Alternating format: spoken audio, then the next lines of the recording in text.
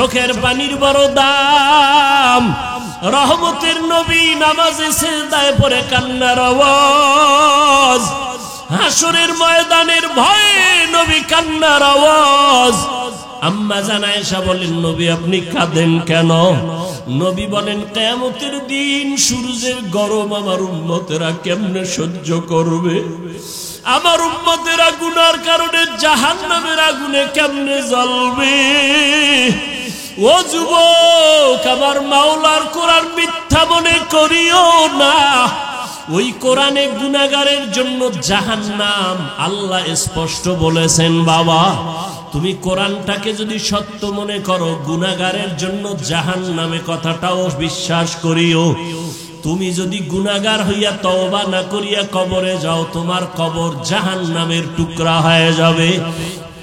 কিয়ামতের ময়দানে তোমার হাতে জাহান্নামের হ্যান্ডকাপ লেগে যাবে। ওই আগুনের ভয় অন্তরে জমা করিয়া 2 ফোঁটা চোখের পানি ছাড়ো। যদি কান্না না আসে বাহানা করো। আর তোমার ডানে বামে যদি কোনো কান্নাওয়ালা ভাই পাও, একটু দোয়া নাও। কান্নাওয়ালা যদি দোয়া করে তোমার কপাল খুলিয়া যাবে। আর দুনিয়াতে তোমার বড় দোয়ার ফ্যাক্টরি তোমার মা, তোমার বাবা। ওই মা বাবা যদি থাকে, বাবা যদি থাকে, দোয়া নাও। মা থাকলে দোয়া নিও। মা বাবার দোয়া ছাড়া তুমি কোনোদিন সফলতা অর্জন করতে পারবা না। ওই মায়ের কাছে গিয়া বলি, ওরে মা একটু দোয়া করিয়া দাও। রসুলের রওজার কিনারায় দোয়ায় দাঁড়াইলাম একটা যুবক, আমার দেশে বাড়ি, গলা জড়ায় কাঁদে আর কয়, হুজুর আমার মা নাই, আমি বড় অসহায়। আমার মা আমার জন্য কত দোয়া করেছেন, আজকে আমি সব পাই, কিন্তু আমার মায়ের কণ্ঠ কানের মধ্যে পাই না। ও আল্লাহর বান্দারা, ওই মা পাইয়া বেয়াদবি করিও না। মায়ের থেকে দোয়া নাও, বাবার থেকে দোয়া নিও। এমন মা বাবার দোয়া ছাড়া তুমি পরীক্ষায় ভালো নাম্বার পাও নাই। মা বাবার দোয়া ছাড়া তুমি সম্মানের জায়গায় আসতে পারো নাই। ওই মা বাবার জন্য কলিজা ভরে দোয়া করো। বেঁচে থাকলে মাকে বলিও, মা কত অজান্তে বাজে কথা বলছি, তুমি কষ্ট পেয়েছো, আজকে মাফ করিয়া দাও। আমি গুনাহগার হইয়া কবরে যাব না, তুমি দোয়া করো, আমি তওবা করতেছি। জামিয়া নিজামিয়া কাসিমুল উলুম কর্তৃক আয়োজিত 2 দিন ব্যাপী ওয়াজ ও দোয়ার মাহফিলের আজ সমাপনী দিন 6 সেপ্টেম্বর 2024। মহতি এ মাহফিলে উপস্থিত মোহতারাম সম্মানিত সভাপতি আলহাজ মোহাম্মদ রাশেদ আল জুবায়ের, প্রধান অতিথি হাজী মোহাম্মদ জাকির হোসেন আরাই হাজারি, আলহাজ মোহাম্মদ আব্দুল গনি খান সহ অন্যান্য অতিথিবৃন্দ, হযরত উলামায়ে কেরাম, বিভিন্ন স্থান থেকে আগত আল্লাহ পাকের আশিকিন, জাকিরিন, শাকিরিন, মুহিব্বিন, মুরব্বিয়ান এজাম, কলিজার টুকরা আমার সমবয়সী যুবক বন্ধুগণ, স্নেহের ছোট ভাই, পর্দার আড়ালে মাইকের আওয়াজ শ্রবণরতা সম্মানিত মা ও বোনেরা, আল্লাহ পাকের দরবারে শুকর যে আল্লাহ পাক আমাদেরকে হাজারো লাখো মানুষের ভেতর থেকে বাছাই করে পৃথিবীর শ্রেষ্ঠ মজলিস, উলামায়ে আহলে হকের মজলিস, গুনাহ মাফের মজলিস, তওবা কবুলের মজলিস, এই বরকতি মজলিসে আল্লাহ আমাদেরকে আসা বসার তৌফিক দান করেছেন। শুকর আদায়ার্থে পড়ি আলহামদুলিল্লাহ। দরুদ ও সালাম সৈয়দুল মুরসালিন, রহমাতুল লিল আলামিন, শফিউল মুজনিবিন, খাতামুন নবিয়্যিন, সৈয়দুস সাকালাইন, ইমামুল মুরসালিন, শফিউ আযম, রাসূল আকরাম, রহমত আলম, নবিয়ুল আরব আল আজম, হাবিব কিবরিয়া, আশরাফুল আম্বিয়া, সৈয়দুল আম্বিয়া, শফিউ মাহশর, সাকি কৌসর, আকা নামদার, মদিনা কা তাজদার, आफताब नबूवत फ़ख्र मौजूदात सैयदुल मखलूक़ात हज़रत मुहम्मदुर रसूलुल्लाह सल्लल्लाहु अलैहि व आलिहि वसल्लमेर ऊपर सर्वोपरि शुकर যাদের অক্লান্ত পরিশ্রমের মাধ্যমে আজ সুন্দর আয়োজন সময় পরামর্শ অর্থ দিয়ে দোয়া করে উপস্থিত হয়ে মাইক লাইট প্যান্ডেলের ব্যবস্থাপনার মাধ্যমে সহযোগিতা যারা করেছেন এলাকার যুবক বৃদ্ধ ব্যবসায়ী শ্রমিক চাকুরীজীবী বিভিন্ন শ্রেণী পেশার মানুষ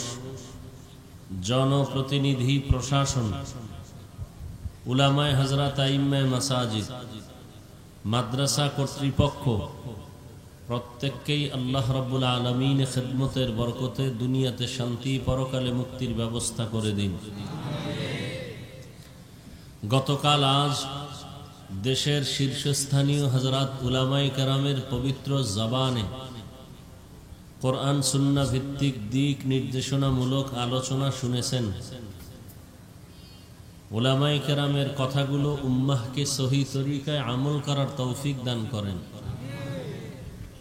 উলামায়ে কেরামের ইজ্জতকে আল্লাহ বেশি বেশি বাড়ায় দেন। যারা বিরুদ্ধাচরণ করে ফেসবুকে লেখালেখি করে আল্লাহ তাদের হেদায়েত দান করেন। আমি আপনাদের দোয়া নেওয়ার আশায় হাজির হয়েছি এবং সংক্ষিপ্ত কিছু কথা বলার নিয়তে কোরআনে হাকিমের এক আয়াতের টুকরো পড়েছি, রসুলের হাদিস থেকে একটি হাদিস পড়েছি। ইখলাস ও রুহানিয়তের সমন্বয়ে সহি তরিকায় সহি নিয়তে সহি কিছু কথা বলার মতো শুনবার মতো আমাকে আপনাদের সকলকে দয়াময় রব্বুল আলামিন তৌফিক দান করেন। ওয়ামা আরসালনাকা ইল্লা রাহমাতাল লিল আলামিন। আল্লাহ পাক বলেন, হে রাসূল করিম সাল্লাল্লাহু আলাইহি ওয়া আলিহি ওয়াসাল্লাম, আমি আপনাকে পৃথিবীতে প্রেরণ করি নাই, হ্যাঁ করেছি জগৎ সমূহের রহমত হিসেবে। নবীজি বলেন, কুল্লু উম্মতি ইয়াদখুলুনাল জান্নাতা ইল্লা মান আবা। সব উম্মত জান্নাতে যাবে, শুধু আমি মুহাম্মদকে যারা মানবে না, অস্বীকার করবে তারা ব্যতীত। কিলা মান আবা। সাহাবায়ে কেরামদের থেকে কেউ প্রশ্ন করলেন, হে আল্লাহর রাসূল, আপনাকে অস্বীকার করে মানে না, তারা কারা? ক্বালা, নবীজি বললেন, মান আতাআনি দাখালাল জান্নাহ। যে ব্যক্তি আমার অনুসরণ করে সে জান্নাতি। ওমান আসানি ফাকাদ আবা। যে আমার বিরোধিতা করে সে আমাকে অস্বীকারকারী হিসেবে জাহান্নামী।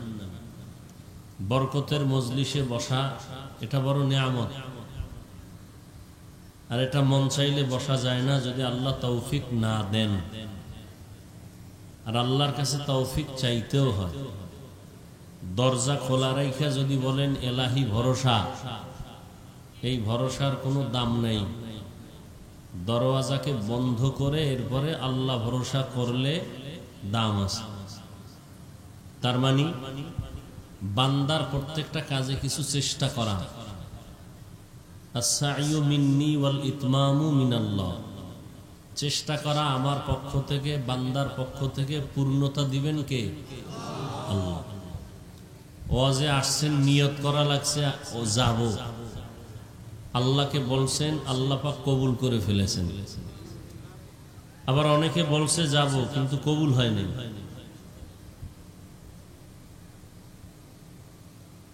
বিভিন্ন ওজরের কারণে আসতে পারে নাই। আর আল্লাহ আমাদেরকে নিয়ে আসছেন। আল্লাহর ওয়াদা, নিয়ামতের শুকর আদায় করো, আমি নিয়ামত আরো বাড়ায় দেব। শুকর আদায় কি? প্রাথমিক শুকর আদায় আলহামদুলিল্লাহ বলা। সব প্রশংসা কার? আর কারো? চেহারা খুব সুন্দর, ওই ব্যক্তির প্রশংসা না, যে সুন্দর বানাইছেন তার। বিল্ডিং তৈরি করছে খুব সুন্দর, প্রশংসাটা কার? মালিকের না মিস্ত্রি? মিস্ত্রি না, মালিক টাকা দিছে, মালিক বানাইতে পারে নাই। এত সুন্দর বিল্ডিং করার খরচ কে দিল? কয় মালিক। তো সেই প্রশংসা মালিকের। চেহারা খুব সুন্দর, কে বানাইছেন? প্রশংসা কার হবে? কণ্ঠ খুব সুন্দর, কে দিছেন? প্রশংসা কার হবে? আমরা প্রশংসা বান্দার করি, আল্লাহর করার ক্ষেত্রে দুর্বল। এজন্য বলে তুমি একটা একটা করে পারবা না, এক কথাই তুমি বলে দাও আলহামদুলিল্লাহ, সমস্ত প্রশংসা। তো আল্লাহ আমাদেরকে এখানে নিয়ে আসছেন, আলহামদুলিল্লাহ বলছি। এটা হলো শুকরের প্রথম ধাপ। চূড়ান্ত শুকুর কি? যে আল্লাহ এই ওলামায়ে কেরামের মজলিস, বরকতের মজলিস, দ্বীনের মজলিসে যে তুমি আমাকে দয়া করে এনে দিয়েছো, এখানে ওলামায়ে কেরামদের কথাগুলো শ্রবণ করে তোমার বাধ্য অনুযায়ী, তোমার লাইনে, তোমার হুকুম মেনে চলবো, নবীজির তরিকার বাইরে চলবো না। এটা হলো আসল শুকর। আপনি 100 বার আলহামদুলিল্লাহ বললেন, বাসায় গিয়া ঘুমাইলেন, ফজর পড়লেন না, এই শুকরের কোনো মূল্য হবে?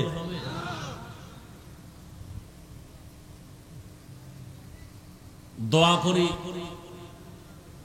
এতগুলো আল্লাহর বান্দা এখানে আছেন, কারো না কারো আমিন কবুল হবে ইনশাআল্লাহ। আমি শুধু বলবো, দোয়া করবো, আপনারা আমিন বলবেন, পারবেন না ইনশাআল্লাহ? আল্লাহ মাহফিল কবুল করেন, আয়োজনকারীদের কবুল করেন, সহযোগিতা যারা করেছেন তাদেরকেও কবুল করেন। সহযোগিতা যারা 2 টাকা দিছে, প্যান্ডেল করছে, এরাই না, আপনারা যারা আসছেন আপনারাও সহযোগিতার অন্তর্ভুক্ত। আল্লাহ আপনাদেরকে কবুল করেন এবং এই মাহফিলের বরকতে পুরা দেশকে আল্লাহ বরকতপূর্ণ করে দেন। বিশেষ করে ফেনী, নোয়াখালী, দেশের বিভিন্ন স্থানে বন্যায় কবলিত, পানিবন্দী, অনেকের জীবন চলে গেছে, কারো বাড়ি ঘর চলে গেছে। আল্লাহ পাক তাদেরকে, যারা চলে গেছেন দুনিয়ার থেকে, তাদেরকে আল্লাহ জান্নাত দান করেন। যারা অসুস্থ হয়ে আছেন আল্লাহ সুস্থতার নেয়ামত দান করেন। অসহায় যারা আছেন আল্লাহ পাক তাদেরকে সুন্দর শান্তির জীবন যাপনের ব্যবস্থা করে দেন।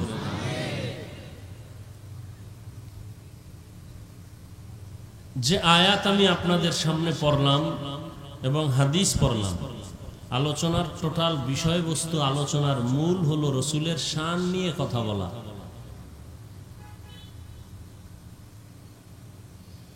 পৃথিবীতে মাখলুকাত যাদেরকে বলা হয়, বাংলায় সৃষ্টি বলে, এই সমস্ত মাখলুকাতের বানানেওয়ালা খালেক বা স্রষ্টা কতজন? নাম জোরে বলেন। তিনি কতজন? তার সহযোগিতায় আছে কতজন? আল্লাহর সহযোগিতা কেউ আছে? তিনি কি এক? কোন দিক থেকে এক? বলেন। রিজিক দেওয়ার ক্ষেত্রে তিনি, হায়াত দেওয়ার ক্ষেত্রে তিনি, মৃত্যু দেওয়ার ক্ষেত্রে তিনি, কারো উপরে মুসিবতের পরীক্ষা দেওয়ার ক্ষেত্রে তিনি। কারো কোনো পরামর্শ নিতে হয়? আমাদের দেশ পরিচালনা করার ক্ষেত্রে উপদেষ্টা মণ্ডলী, উপদেষ্টা পরামর্শ নিতে হয় না, হয় না? পরামর্শ নিয়ে কাজ করার পরেও বিরুদ্ধে আন্দোলন আছে না নাই? চায় ভালো, হয়ে যায় খারাপ। আবার কারো ভালো কেউ পছন্দও করে না, এরকমও আছে না নাই? আল্লাহর কোনো কাজের সিদ্ধান্ত নিতে পরামর্শ লাগে? তো আল্লাহ হলেন খালেক, তিনি এক, তার কোনো সহযোগী নেই, তার কোনো সমকক্ষ কেউ নেই। যদি কেউ মনে করে আছে, এই আছে মনে করার নাম শিরিক। যিনি মনে করেন তার নাম মুশরিক।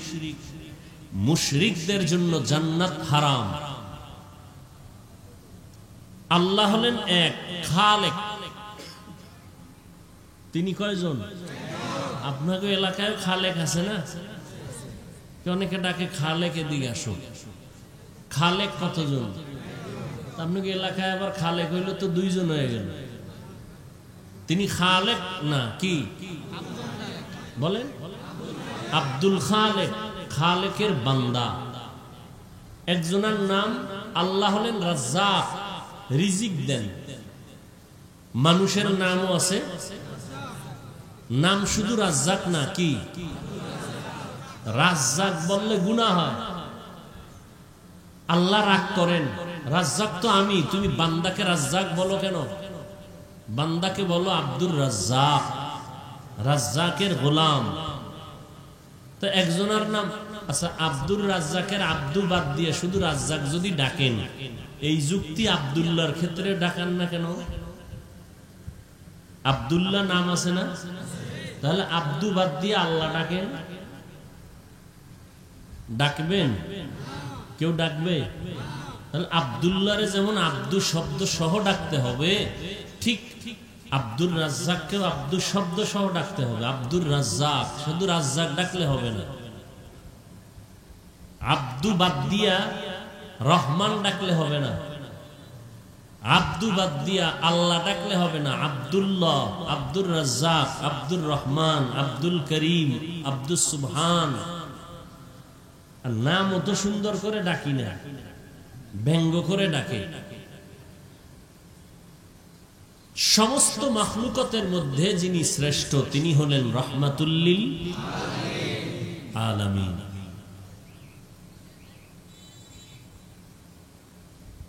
জগৎ সমূহের জন্য তিনি রহমত,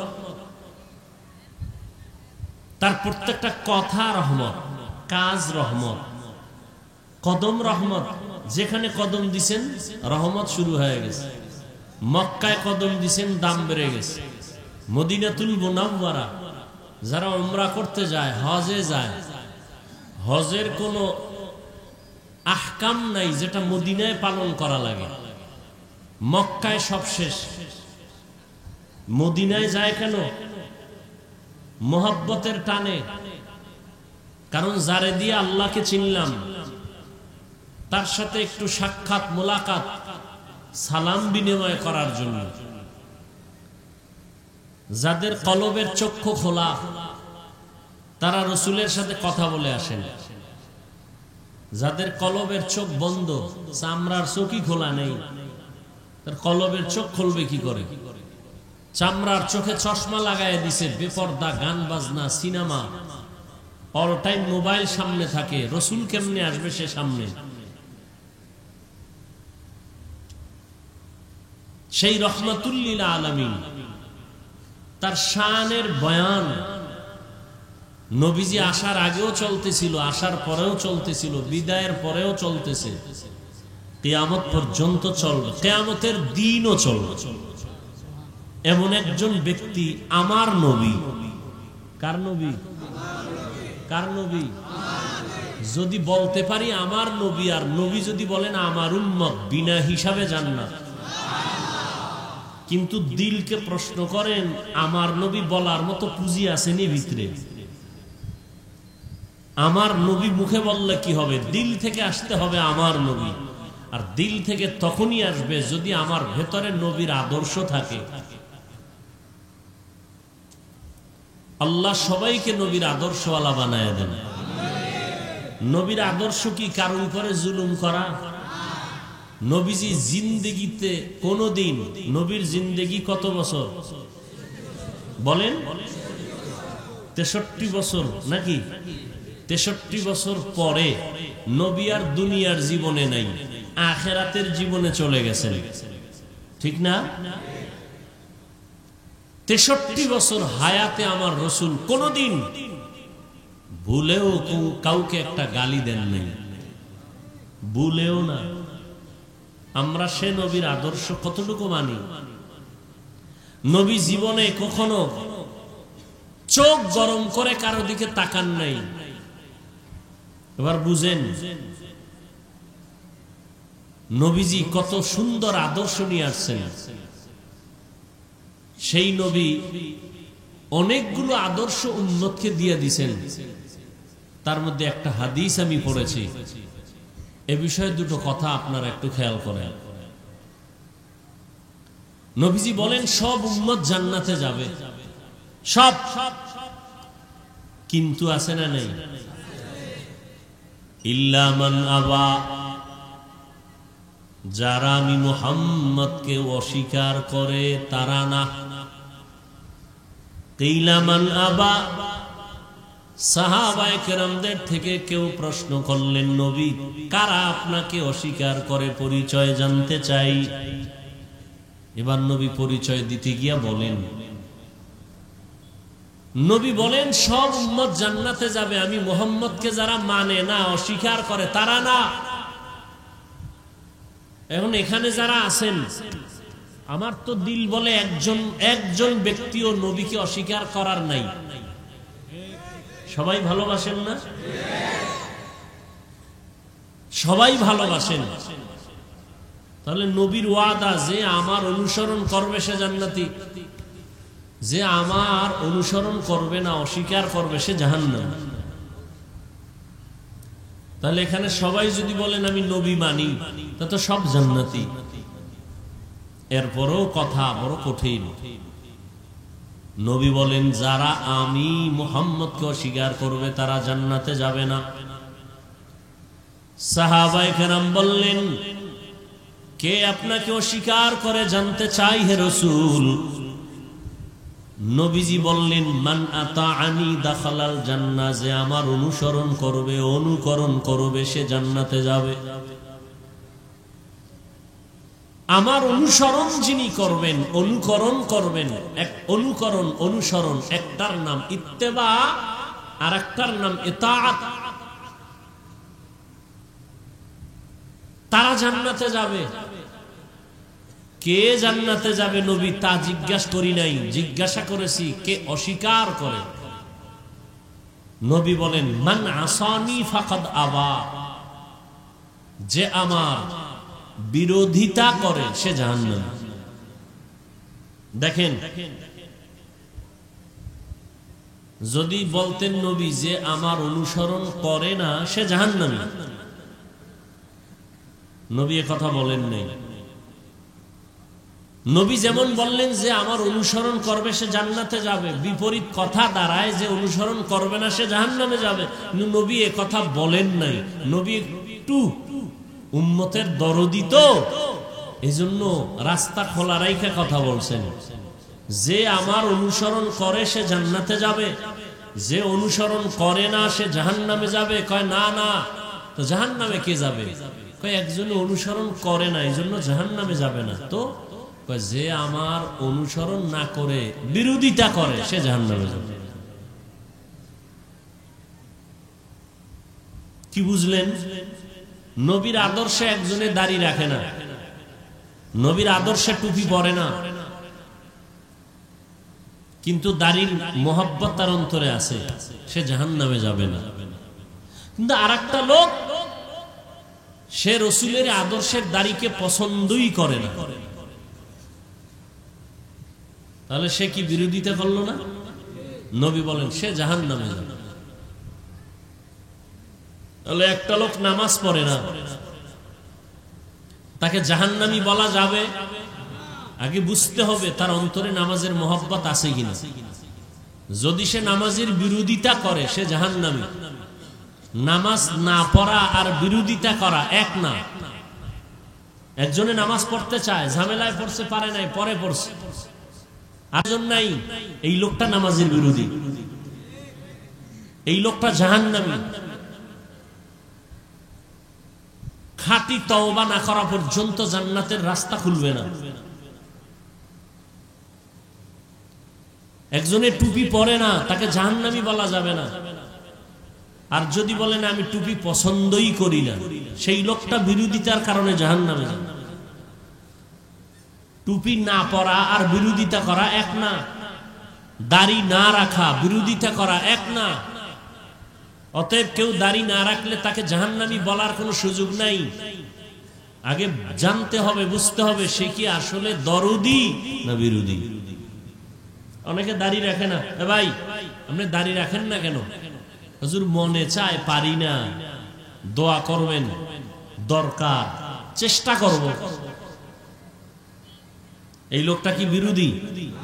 আরেক ব্যক্তি বলে দাড়ির কোনো দরকার নাই, এই লোকটা বিরোধী, এই লোকটা বিরোধী। নবীজির কথার মধ্যে রহমত, দয়া। ইমামুল আউয়ালিন আল আখিরিন বহর সদকা রহমাতাল লিল আলামিন সৈয়দুল কাউনাইন খতমুল মুরসালিন আখির আমদ বুদ ফখরুল আউয়ালিন। একজন স্কুলে পড়ে, কলেজে পড়ে, ইংরেজি পড়ে, ইতিহাস পড়ে, ভূগোল পড়ে। ও আল্লাহর বান্দা, তুমি ইংলিশ পড়ো কোরআন না পড়িয়া, তোমার পড়ার মাকসাদ কি, উদ্দেশ্য কি? লোকটা ইংরেজি পড়লেই তাকে জাহান্নামী বলা যাবে না। স্কুল কলেজে পড়ে বিদায় তাকে খারাপ বলা যাবে না। সে যদি বলে আমি স্কুল কলেজে লেখাপড়া করে একজন ডাক্তার হতে চাই, ডাক্তার হয়ে মানুষের সেবা করব, আর বিধর্মীদের মোকাবেলায় আমি চ্যালেঞ্জের সামনে দাঁড়ায় যাব, সারা দুনিয়ার বিধর্মীরা মুসলমানের চূড়ান্ত দুশমন। দুনিয়ার শুরু থেকে দুশমনী করেছে, এখনো করে, কিয়ামত পর্যন্ত করবে। ওরা যদি হঠাৎ এই রকম পানি বন্যা দিয়া আমার দেশটাকে ধ্বংস করার স্বপ্নে লিপ্ত হয়, হসপিটালের চিকিৎসা সেবা বন্ধ করে দেয়, মুসলমানের আর আমরা বন্ধু মনে করব না, ওদের চিকিৎসা দিব না, ডাক্তার দিয়া সার্ভিস দেওয়া হবে না। আমার স্কুল কলেজ পড়ুয়া ডাক্তার ছেলেটা দাঁড়ায় যদি বলে বেঈমানের মোকাবেলায়, আমরা চ্যালেঞ্জ দিয়ে বলবো, ও বেঈমানেরা, তোদের ঔষধ, তোদের ডাক্তারি চিকিৎসা আমাদের প্রয়োজন নাই, আমাদের মুসলমানের জন্য আমরা মুসলমান ডাক্তারেরাই যথেষ্ট। কি বলবেন এই ছেলেটা ডাক্তারি পড়লে জাহান্নামী? দিলকে বড় করতে হবে, অন্যকে দিলে বসানোর মতো জায়গা রাখতে হবে, হিংসার আগুন সব বন্ধ করে দিতে হবে, ধৈর্যের পানি দিয়ে। আপনি আমি কি মুসিবতে আছি, ওয়ামা আরসালনাকা ইল্লা রাহমাতাল লিল আলামিন। কেমন হৃদয়ওয়ালা নবী আমার। আল্লাহ বলেন, হে পয়গম্বর, জগৎ সমূহের জন্য আপনাকে রহমত করে পাঠাইলাম। কেউ কেউ তর্জমা করেন উভয় জগতের জন্য নবী রহমত, আমি তর্জমা করেছি জগৎ সমূহের জন্য নবী রহমত। উভয় জগৎ মানে দুনিয়ার জগৎ, পরকাল জগৎ। আসলে জগতেই দুইটা না, জগৎ আরো বেশি। রুহের একটা জগৎ আলাদা, মায়ের গর্ভের জগৎ আলাদা, দুনিয়া নামক জগৎ আলাদা। মরণের পরে আর একটা জগৎ হবে, এটা হলো আলমে বরজখ, কবর জগৎ। হাসরের ময়দানের একটা জগৎ, ওখান থেকে আলাদা হয়ে আর এক জগতে ঢুকবে, জান্নাতের এক জগৎ, জাহান্নামের আর এক জগৎ। আল্লাহ বলেন, হে নবী, সব জগতের জন্য আমি আপনাকে বানাইলাম রহমতের নবী। আপনি হলেন জগৎ সমূহের জন্য রহমত, আর আমি আল্লাহ হলাম জগৎ সমূহের জন্য রব। আমি হলাম রব্বুল আলামিন, আপনাকে বানাইলাম রহমাতুল লিল আলামিন। রুহের জগতের জন্য নবী রহমত। কেমনে আলোচনা উলামাদের মুখে শুনছেন, আমিও করেছি, আজকে নয়। রুহের জগতের জন্য নবী কিভাবে রহমত, মায়ের গর্ভের জগতের জন্য নবী কিভাবে রহমত, দুনিয়ার জগতের জন্য রহমাতুল লিল আলামিন কিভাবে রহমত, কবর জগতের জন্য নবী আলাদা রহমত, হাসরের মাঠের জগতে নবী আলাদা রহমত, জান্নাতের জগতে নবী আলাদা রহমত, জাহান্নামের জগতে নবী আলাদা রহমত। শুনেননি কথাগুলো? না বাড়ি যাওয়ার টাইম হয়ে গেছে? গেট খুলবে না, কেসি গেটে তালা লেগে যাবে। হ্যাঁ, চাবি নিয়ে আসেন। আবদ্ধ জিন্দেগি আর এই ধর্মীয় কাজে বাধা হবে, এই জিন্দেগি মুসলমান মেনে নেওয়া যায়?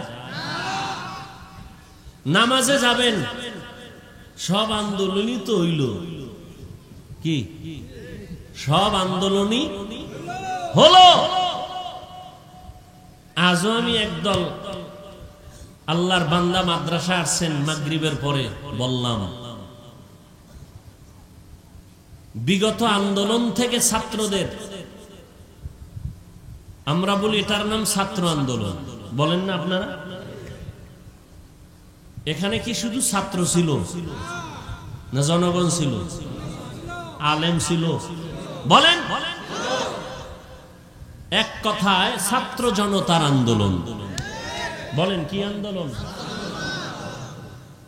যখনই ওলামায়ে কেরাম বিভিন্ন দিক থেকে ময়দানে নেমে আসছে, উম্মত প্রশ্ন ছাড়া নেমে আসছে।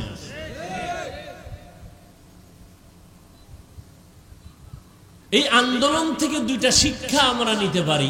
এক, জুলুম করলে পরিণাম ফল ভালো হয় না।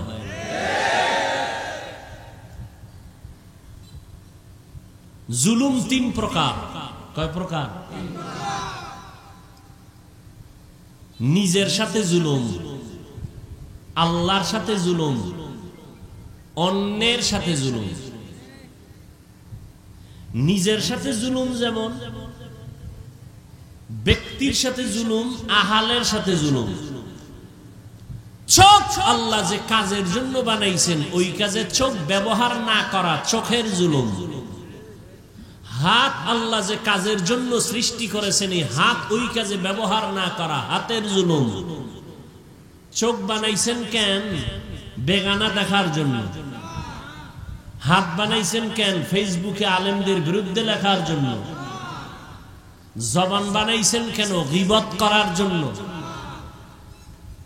এগুলো নিজের সাথে জুলুম, আহালের সাথে জুলুম।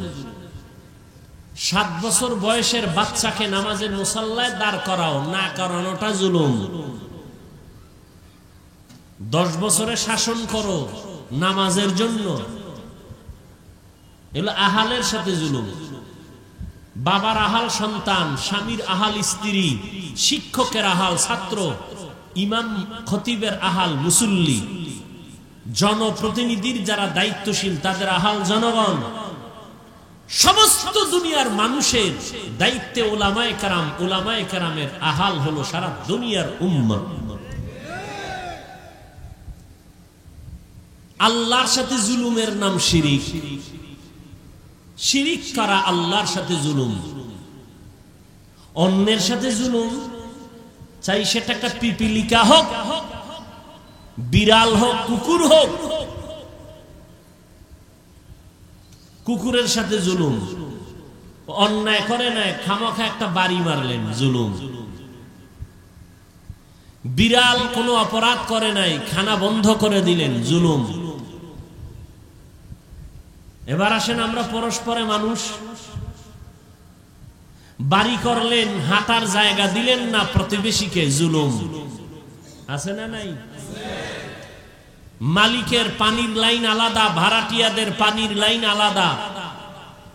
ভাড়াটিয়ার পানির লাইনের পানি বন্ধ থাকে, মালিকের পানি বন্ধ থাকে না, জুলুম। আছে না নাই? নিজে মন চাইলে গেট খুলে বের হবেন, ঢুকবেন, ভাড়াটিয়া নামাজে যাবে, গেট বন্ধ, জুলুম। আছে না নাই? দুই অপরাধের শাস্তি মরার আগে হবে, লিখে রাখবেন। আগেও বলছি, আজও বলে যাই। কয় অপরাধের শাস্তি? قال النبي صلى الله عليه وآله وسلم اثنان يعجلهما الله في الدنيا। পয়গম্বর বলেন এমন দুইটা অপরাধ আছে যে দুইটা অপরাধ করলে শাস্তি হবে দুনিয়াতে। আল বাগিয়ু ওয়া উকুকুল ওয়ালিদাইন। 1 নাম্বার অপরাধের নাম জুলুম। জুলুম করলে শাস্তি হবে মরার পরে না আগে? সবাই মুখস্থ করেন। ভাই ভাইয়ের সাথে জুলুম করেছো, শাস্তিটা কিন্তু মরার আগেই হয়ে যাবে। ভাই বোনের সাথে জুলুম করেছো, শাস্তি হবে মরার আগে। বোনের পৈতৃক সম্পত্তি বাবার থেকে তুমি আত্মসাৎ করে বোনকে তুমি বঞ্চিত করেছো, বোনের উপরে জুলুম করেছো। খাইতে পারবি না, গলায় ঢুকবে, পেটে যাওয়ার আগে আজরাইল এসে হাজির হয়ে যাও। অনেক সন্তানেরা অন্য ভাই বোনের সম্পদকে আত্মসাৎ করে নেয়, বাবারে কনভিন্স করে নেয়। আবার অনেক বাবা আছে একজনকে গোপনে সব দিয়ে দেয়, ভিন্ন সন্তানদের বঞ্চিত করে। জুলুম। আল্লাহর নবী বলেন জুলুমের শাস্তিটা মরার আগে হবে। মালিক কর্মচারীর থেকে তুমি সব কাজ আগে আদায় করে নিলা, বেতনটা টাইম মতো দিলা না, চাইতে গেছে ধমক দিয়েছো, জুলুম করেছো। আছে না নাই? এই দোষটা সব আমার। গার্মেন্টস ফ্যাক্টরির মালিক, ঘরে কাজের লোক আছে না, আহা, কাজের লোকের ঠিক মতো খানা দেয় না, কাপড় দেয় না, গাড়িতে কোথাও যায়, মালিক তার স্ত্রী সন্তান সুন্দর সিটে বসছে, ব্যাগ ডালা পেছনে কাজের মেয়েটাকে বসায় রাখছে। এরকম খবরও পাই না, পাই না। জুলুমের বিচার হবে মরার আগে। হয় না, হয় না? ফেরাউনের বিচার হইছে না? কথা কন না কেন? এটাই কি শেষ ফাইনাল? এটা তো সেমি ফাইনাল। ফাইনালটা তো পরকালে, মরার পর, কিয়ামতের দিন। বুঝেন না? পুলিশে আসামি ধইরা কোর্টে উঠাইব না? কোর্টে উঠানোর আগে কি পরিমাণ হাতিয়া চলে না, চলে না? এটা সেমিফাইনাল। ফাইনাল হবে আদালতের বিচারক যখন রায় দিবে ডানে বামে, তখন হবে ফাইনাল রিমান্ড। কেউ অন্যায় করে নাই, তাকে অন্যায়কারী বানানো জুলুম। আছে না নাই? কেউ দোষ করে নাই, তারে দোষ চাপায় দেওয়ার নাম জুলুমের বিচার মরার আগে না পড়ে? কোথায় যাবা? আল্লাহর ধরা বড় কঠিন। আমি আমাকে বলি, আপনি আপনাকে বলেন, কিন্তু কেমন যেন মনে হয় বয়ানগুলো যেন অন্যদিকে বাতাসে নিয়ে যাইতেছি। নিজের হিসাবটা করেন। আমি আমার হিসাব করি, আমার দ্বারা আমার সন্তানের উপরে জুলুম হলো কিনা। আমি শিক্ষক, আমার দ্বারা ছাত্রের উপরে কোনো জুলুম হলো কিনা। আমি ইমাম খতিব, আমার দ্বারা মুসল্লিদের উপরে কোনো জুলুম হলো কিনা। আমি দোকানের মালিক, কর্মচারীর উপরে কোনো জুলুম হলো কিনা। আমি বাড়ির মালিক, পাঁচতলা বিল্ডিং আমার, ভাড়াটিয়াদের উপরে কোনো জুলুম হলো কিনা। খালি আওয়ামী লীগের দিকে খুঁজেন কেন? আপনার দোষ দেখবে কে? বিএমপির দিকে মাথা ঘুরান কেন? আপনারটা আগে দেখেন। আপনি মইরা গেলে জবাব আওয়ামী লীগ দিবে, আওয়ামী লীগের জবাব আওয়ামী লীগ দিবে, বিএমপিরটা বিএমপি দিবে। আপনার আমারটা আপনার আমার দিতে হবে। রাজনীতি করে না যারা, এরকম নাই? এরা জেলখানায় কেন? খালি আওয়ামী লীগ বিএমপি ধরবেন। যারা রাজনীতি করে না প্রচলিত, এরা বিপদে নাই কেন? এরা এদের হাইসিয়তে, এদের লাইনে অপরাধ করেছে। জুলুমের শাস্তি মরার আগে হবে, এটাই ফাইনাল কথা, রাসূলের হাদিস। তো বলতেছিলাম, ছাত্র জনতার আন্দোলন দুইটা শিক্ষা আমাদের দেয়। জুলুমের পরিণাম ফল ভালো নয়, কখনোই ভালো নয়। দ্বিতীয় সবক এই আন্দোলন থেকে ঐক্যবদ্ধ আওয়াজ ছাড়া সফলতা সম্ভব নয়। আওয়ামী লীগ বিএনপি বুঝি না, আজকে সব আলেম ওলামা এক হয়ে যাক, বাংলাদেশ নতুন সাজে সাজবে। হতে দিবে না এরকম বহু শয়তান ভেতরে ঢুকে আছে না নাই? ওই যারা ফেসবুকে লেখালেখি করে একজনের পক্ষে আর একজন আলেমের বিরুদ্ধে, এরা শয়তানের এক দলের অন্তর্ভুক্ত। আলেমের বিরুদ্ধে তুমি লেখলে কি হবে ইসলামের? বলো, ইসলামের কি লাভ হবে বলো? বরং তুমি আলেমদের মাঝে ফাটল তৈরি করার জন্য দায়ী। আর জানো উলামায়ে কেরামের একতাবদ্ধ শক্তি কত পাওয়ার। সবাই দিল থেকে আলেমকে মহব্বত করে, যখনই একতাবদ্ধতার মঞ্চের দিকে তাকায় তখন দূরে সরে যায়। আপনারা এক নাই, আমরা কেমনে থাকি? তুলনামূলক কমে আসতেছে, কিন্তু ফেসবুক যতদিন বন্ধ না হবে। আমি ওলামাদের এক মজলিসে মক্কায় বসে মদিনায় বলছি, আলেমদের বিরুদ্ধে বয়ান করা আর ফেসবুকে লেখা যতদিন বন্ধ না হবে, মিটিং হবে, নাস্তা হবে, কিন্তু ঐক্য থাকবে না। কেউ কাউরে আসমানে উড়াইব, কেউ কাউকে জমিনের নিচে নিবে ফেসবুকে লেখার দ্বারা। এর দ্বারা দূরত্ব তৈরি হবে। কোনদিন মঞ্চে একসাথে বসবো ঠিক, একতাবদ্ধতার মেয়াদ থাকবে না। দোয়া করি, আপনারাও দোয়া করেন, উলামায়ে কেরাম সব এক হয়ে যায়, আল্লাহ তৌফিক দান করেন। সেক্ষেত্রে আপনারা দোয়া তো করবেনই। দোয়া করতে সমস্যা হলে অন্তত বরদোয়া করবেন না। আপনার বরদোয়া কবুল হবে কিনা সেটা পরের কথা, করবেন না। উপকার পারলে করেন, না হলে চুপ থাকেন, বিরোধিতা করিয়েন না। ফায়দা নাই, লাভ নাই, ইসলামের কোনো উপকার নেই।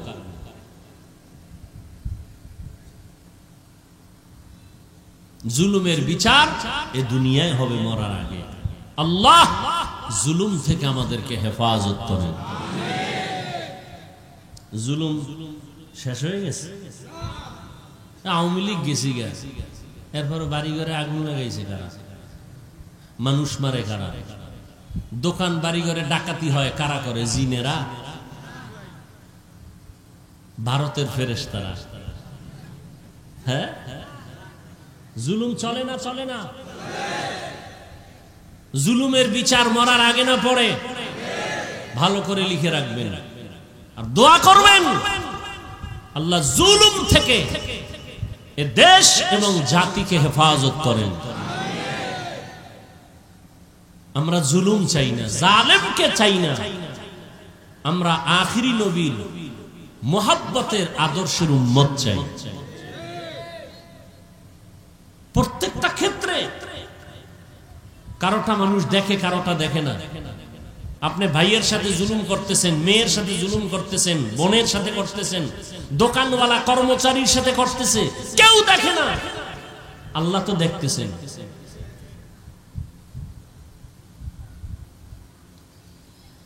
আল্লাহ পাক যেভাবে ছাত্র জনতার আন্দোলনে পরিবর্তন হয়েছে, নতুন করে এই দেশে যেন কেউ জুলুম করার স্বপ্ন পর্যন্ত না দেখে, করবে তো দূরের কথা। ছাত্র অন্যায় করবে, শাসন করার আইন আছে ইসলামে। কি করার আইন আছে? এই কথা কিন্তু একটা শব্দের ব্যবধান, কিন্তু খুব খেয়াল করবেন। শাসন করার আইন আছে, শোষণ করার আইন নেই। শাসনের নাম ইনসাফ, শোষণের নাম জুলুম। ইসলামে ছাত্রকে শাসন করার আইন আছে, শোষণ করার। স্ত্রীকে শাসন করার আইন আছে, শোষণ করার আইন নাই। জনগণকে শাসন করার আইন আছে, শোষণ করার আইন নাই। ছাত্র অন্যায় করছে, একটা ধমক দেওয়ার মতো। শিক্ষক যদি 2 ধমক দেয়, 1 ধমক জুলুম। ছাত্র অন্যায় করেছে, একটা বেতের বাড়ির 2 বেত দেওয়া জুলুম। এখন একটা অন্যায় করছে, বেতের বাড়ি কয়টা? একটা পাবে, কিন্তু ওজন হবে কত? 1.5 কেজি না 10 গ্রাম? এখানেও ইনসাফ। অন্যায় করেছে, একটা বেতের বাড়ি পাবে, ওজন হবে মাত্র 10 গ্রাম, আধা কেজির ওজনে বেতের বাড়ি দেওয়া জুলুম।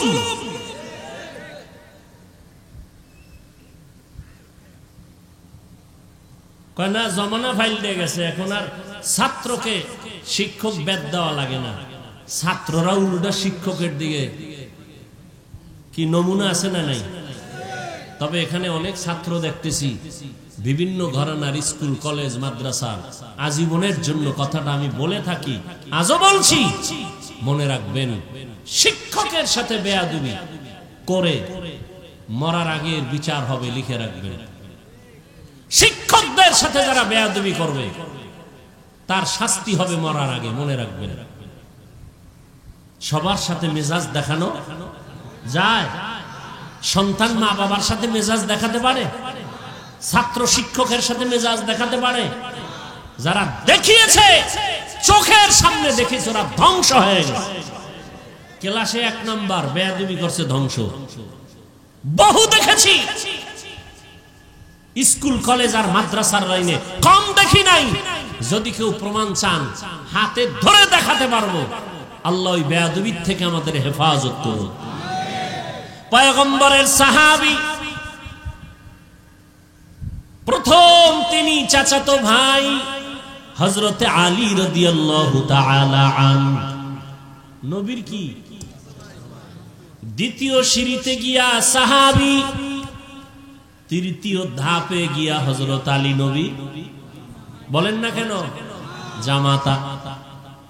ওই হযরত আলী আল্লাহর শুকর আদায় করেন,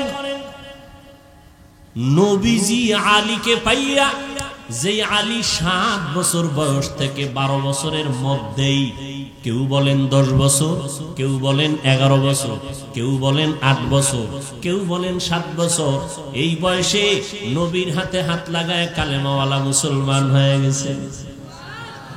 সুবহানাল্লাহ। হযরত আলী এতটাই আদবওয়ালা সাহাবী, রহমতের নবী বলেন, আনা দারুল হিকমাহ ওয়া আলিয়ুন বাবুহা, আমি মুহাম্মদ হিকমত ও ইলমের ঘর, আর ওই ইলমের ঘরের দরওয়াজা আমার আলী। সুবহানাল্লাহ বলতে সন্দেহ? ইলমেরা ইজাজ করদান বেহিসাব, খলকেরা দাদান জওয়াবে বাসওয়াব। হযরত আলী আল্লাহর শুকর আদায় করেন, যেই নবী আলীকে বলেন, আমি আমার আলী ইলমের ঘরের দরজা। কতটা দাম হযরত আলী! ভাইরা আমার, হযরত আলী রাদিয়াল্লাহু তাআলা আনহু হিজরতের রাতে নবী বিছানায় শোয়া, তারপরে নবী বিদায় হয়ে গেলেন মক্কার জমিন। কেমন মুহাব্বতের নবীর সাহাবী, যে আলীর জবানে এত প্রশংসা, আল্লাহর কাছে শুকর আদায় করে বলেন, আল্লাহ, সম্মানের চেয়ারে বসার জন্য 2 পুঁজির একটা লাগে না, হয় সম্মানের চেয়ার পায় না। চেয়ার পায় কিন্তু কোনটা পায় না? একজনে জোর করে চেয়ার দখল করছে, এটা কি সম্মানের নেই? কি অনেকে জুলুম করেও চেয়ারে বয়, কথা ঠিক না? আর একটা হলো সম্মানে, একজনে জোর করে বইছে ধাক্কা দিয়ে, আমি বসবো, আমার চেয়ার। আর একজনকে আমি বসবো না, বসাবো, এর মাথায় করে এনে বসাই দিছে, কথা ঠিক নেই? কেউ স্বপ্নে দেখছিলেন নি? যারে বয়সে হেও স্বপ্ন দেখেন যে আমারে বাংলাদেশের চেয়ারে বসাইব, কথা ঠিক না? ওয়াজ বুঝেননি, কি বুঝেন?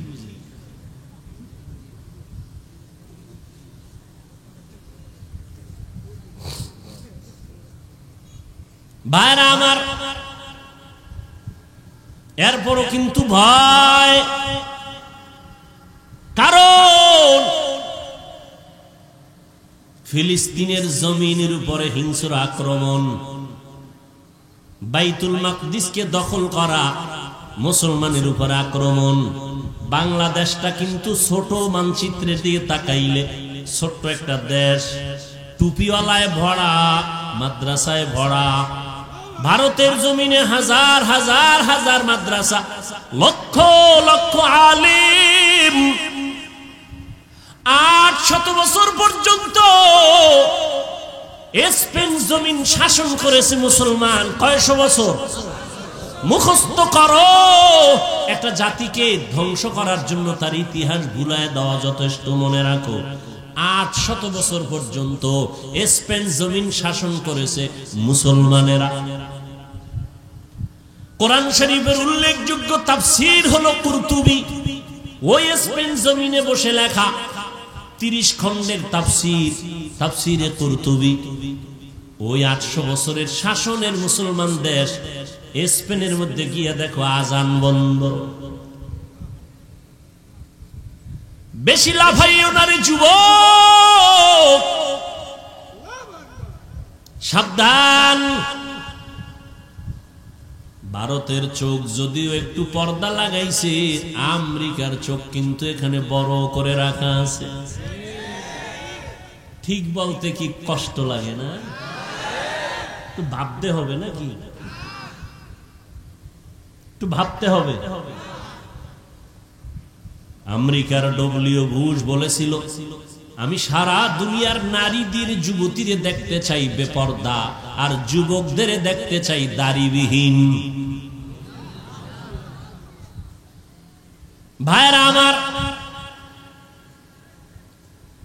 আসামের মুসলমান, কাশ্মীরের মুসলমান, বসনিয়া চেচনিয়ার মুসলমান, ওদিকে বার্মার মুসলমান, চতুর্দিকে মুসলমানের উপর আক্রমণ চলতেছে। আমগো উপরে পড়বে না বলা যায় না, তবে ইনশাআল্লাহ চোখের পানি থাকবে, নামাজ থাকবে, সততা থাকবে, জুলুম থাকবে না। আল্লাহ পাক ফেরেশতা পাঠাইয়া আমাদের হেফাজত করবেন।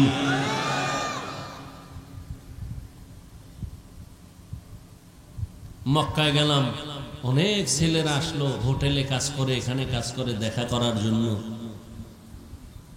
আর শেষ সময় বলল, হুজুর জানেন না, এমনি তো রাষ্ট্রীয়ভাবে কাগজপত্রের কষ্টে আছে বিভিন্নভাবে। এরপর একটা দুঃখের কথা বলল। আমি বললাম, তোমরা এখানে এত সুন্দর জায়গা, আমরা টাকা খরচ করে আসতে পারি না, কত চোখের পানি, কত দোয়া। এরপরে আল্লাহ একটু নিয়ে আসেন।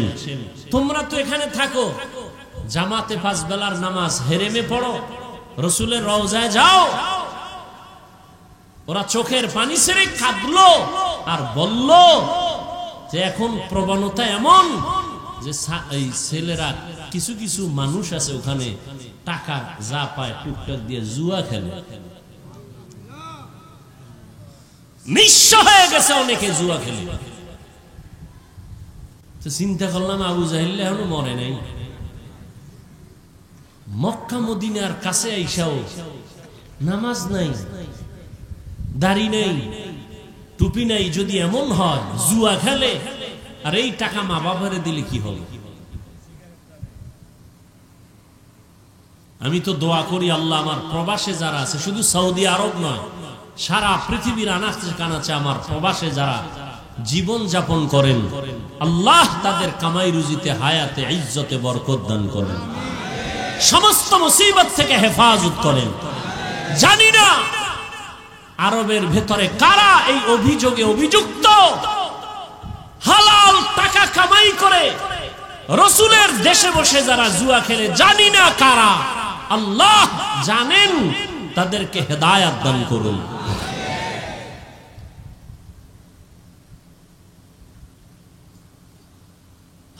হযরত আলী রসুলের এত আদরের সাহাবী, সম্মানের জন্য দোয়া করলেন, ও আল্লাহ, 2 পুঁজির একটা লাগে সম্মানের চেয়ারে বসার জন্য। একটা পুঁজির নাম হলো শিক্ষাগত যোগ্যতা, ইলম। আর একটা পুঁজির নাম হলো সম্পদ, টাকা পয়সা।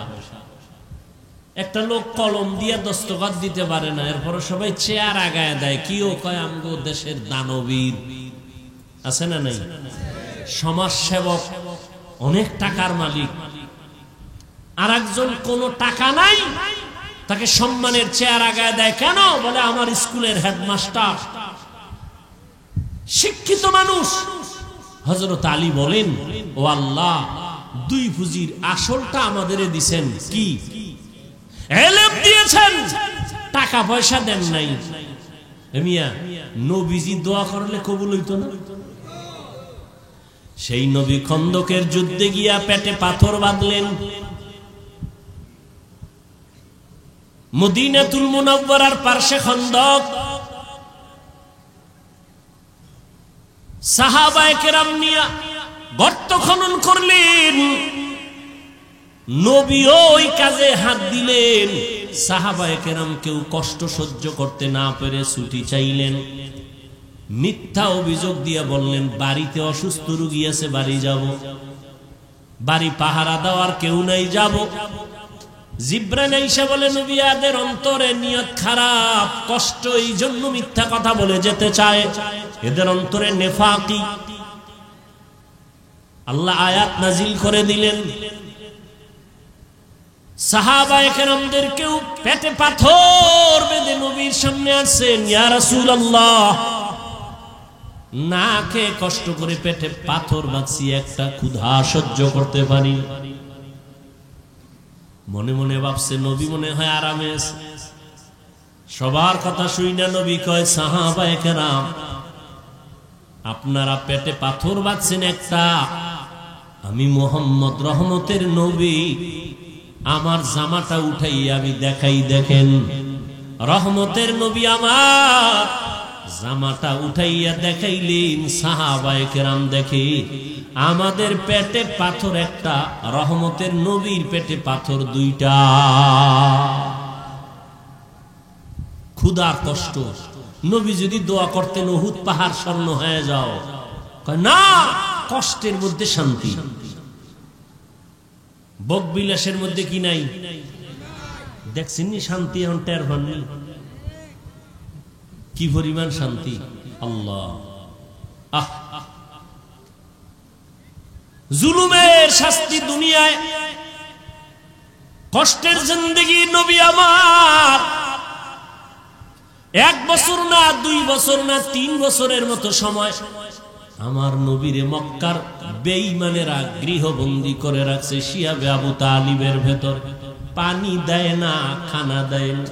রহমতের নবী আমার গাছের পাতা ছিঁড়ে ছিঁড়ে চাবাইয়া তারপরে পেটের ক্ষুধা নিবারণ করে।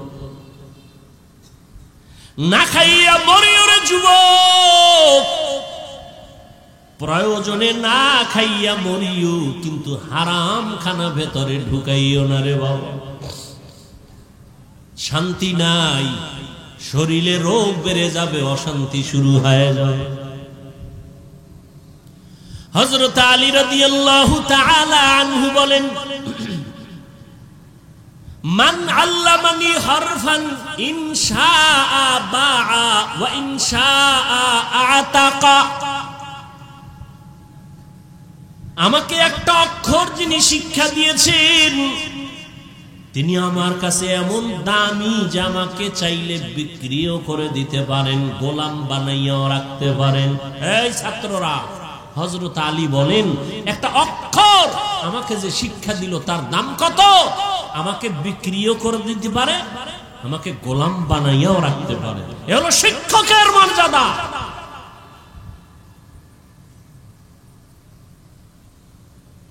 কিন্তু আমরা অনেক সময় দেখতে পাই কিছু বেয়াদবি আচরণ, আর এর পরিণাম ফলে দুনিয়াতেই সে ধ্বংস হয়ে যায়। ও ছাত্র ভাইরা, আল্লাহর মোহাব্বত নিয়ে বলছি, কারো পারলে উপকার করবেন, না হয় চুপ থাকবেন। বেয়াদবি যেন না হয়, ক্ষতি যেন না হয়। নবীজি বলেন, মান তাওয়াযা লিল্লাহ রাফাআহুল্লাহ। যে ব্যক্তি আল্লাহর জন্য নিজের ছোট বানায় দেয়, আল্লাহ তার মর্যাদা বাড়ায় দেয়। রাহমাতুল লিল আলামিন এমন আদর্শ নিয়ে দুনিয়াতে আসলেন, যেই মক্কার মানুষ ছিল পৃথিবীর নিকৃষ্ট, লম্পট, চরিত্রহীন, খারাপ। ওই জায়গায় আমার নবীকে আল্লাহ পাঠাইলেন। মক্কা নগরীর মানুষের মতো খারাপ মানুষ জমিনে আর ছিল না। ওই জায়গায় শ্রেষ্ঠ আদর্শের নবীর আল্লাহ পাঠায় দিলেন। 13 বছরের মেহনতে মক্কার মানুষগুলো জান্নাতি মানুষ হয়ে গেছে। মাত্র 13 বছরের মেহনত। নবী একটা গালি দেন নাই,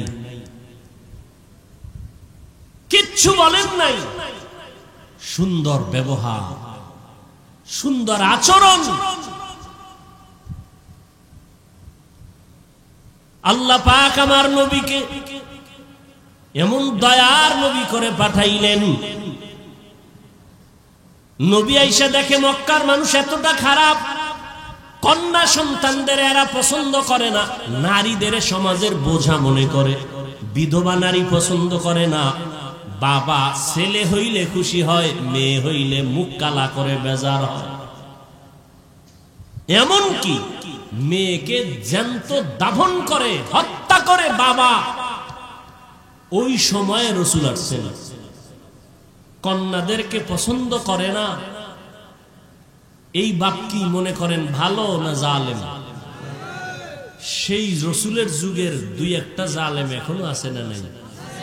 ছেলে হলে খুব খুশি, মেয়ে হলে কষ্ট পায়। স্ত্রীর সাথে রাগ করে কথা বলে না, মেয়ে হলো কেন? তো মেয়ে হলো কেন, এটা স্ত্রী কি জবাব দিবে? স্ত্রীর কোনো হাত আছে এখানে?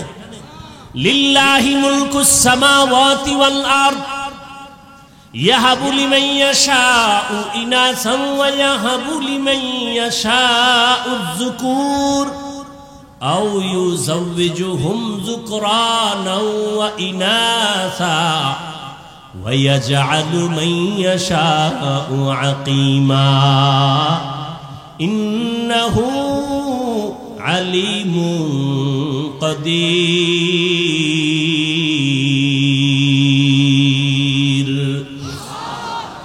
আসমান জমিনের মালিকানা কার? আল্লাহ বলেন আমার ক্ষমতা সব। আমি চাইলে কাউকে ছেলে দেই, কাউকে মেয়ে দেই, কাউকে দোনোটা দেই, কাউকে কোনোটাই দেই না।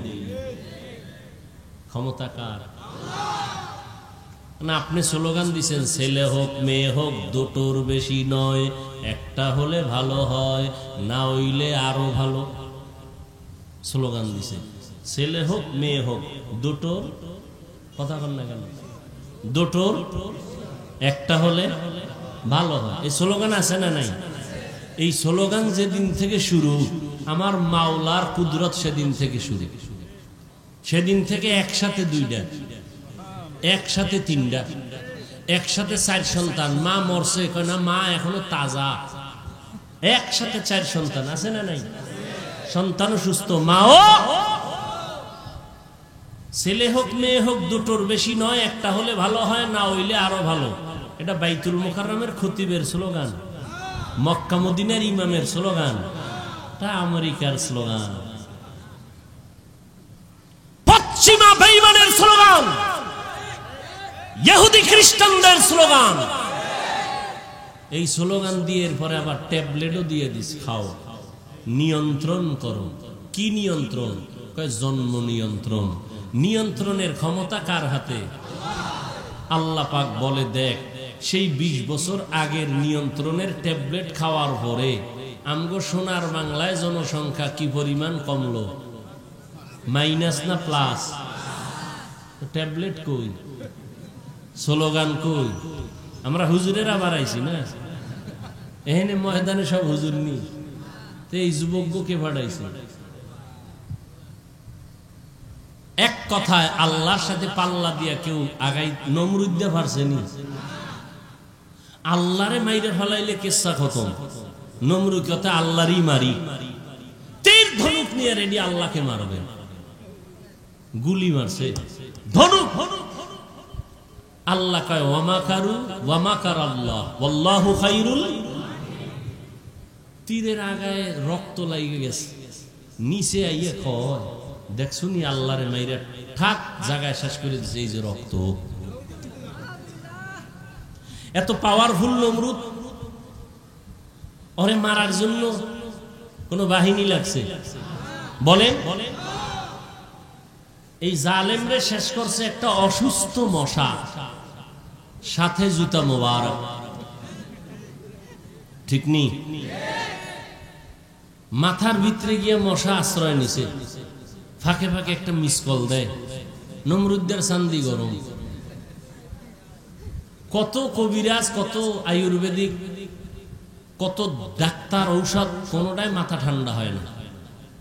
হঠাৎ করে জুতার সাথে মোলাকাত, মাথা হিমেল হয়ে গেল। নমরুদ কারে, আমার ভাইয়ের ভিতরে যে ঔষধ আছে আমি তো জানি না, জুতা লাগাইলি মাথা ঠান্ডা। যত একটু বাড়ি মারে আরো ঠান্ডা, বাড়ির পাওয়ার ওজন বাড়ায় দেয় আরো ঠান্ডা। তুই জুতার বাড়ি দিলেই মাথা ঠান্ডা। কেমন সান কপাল! এই কপাল কি সবার হয় না?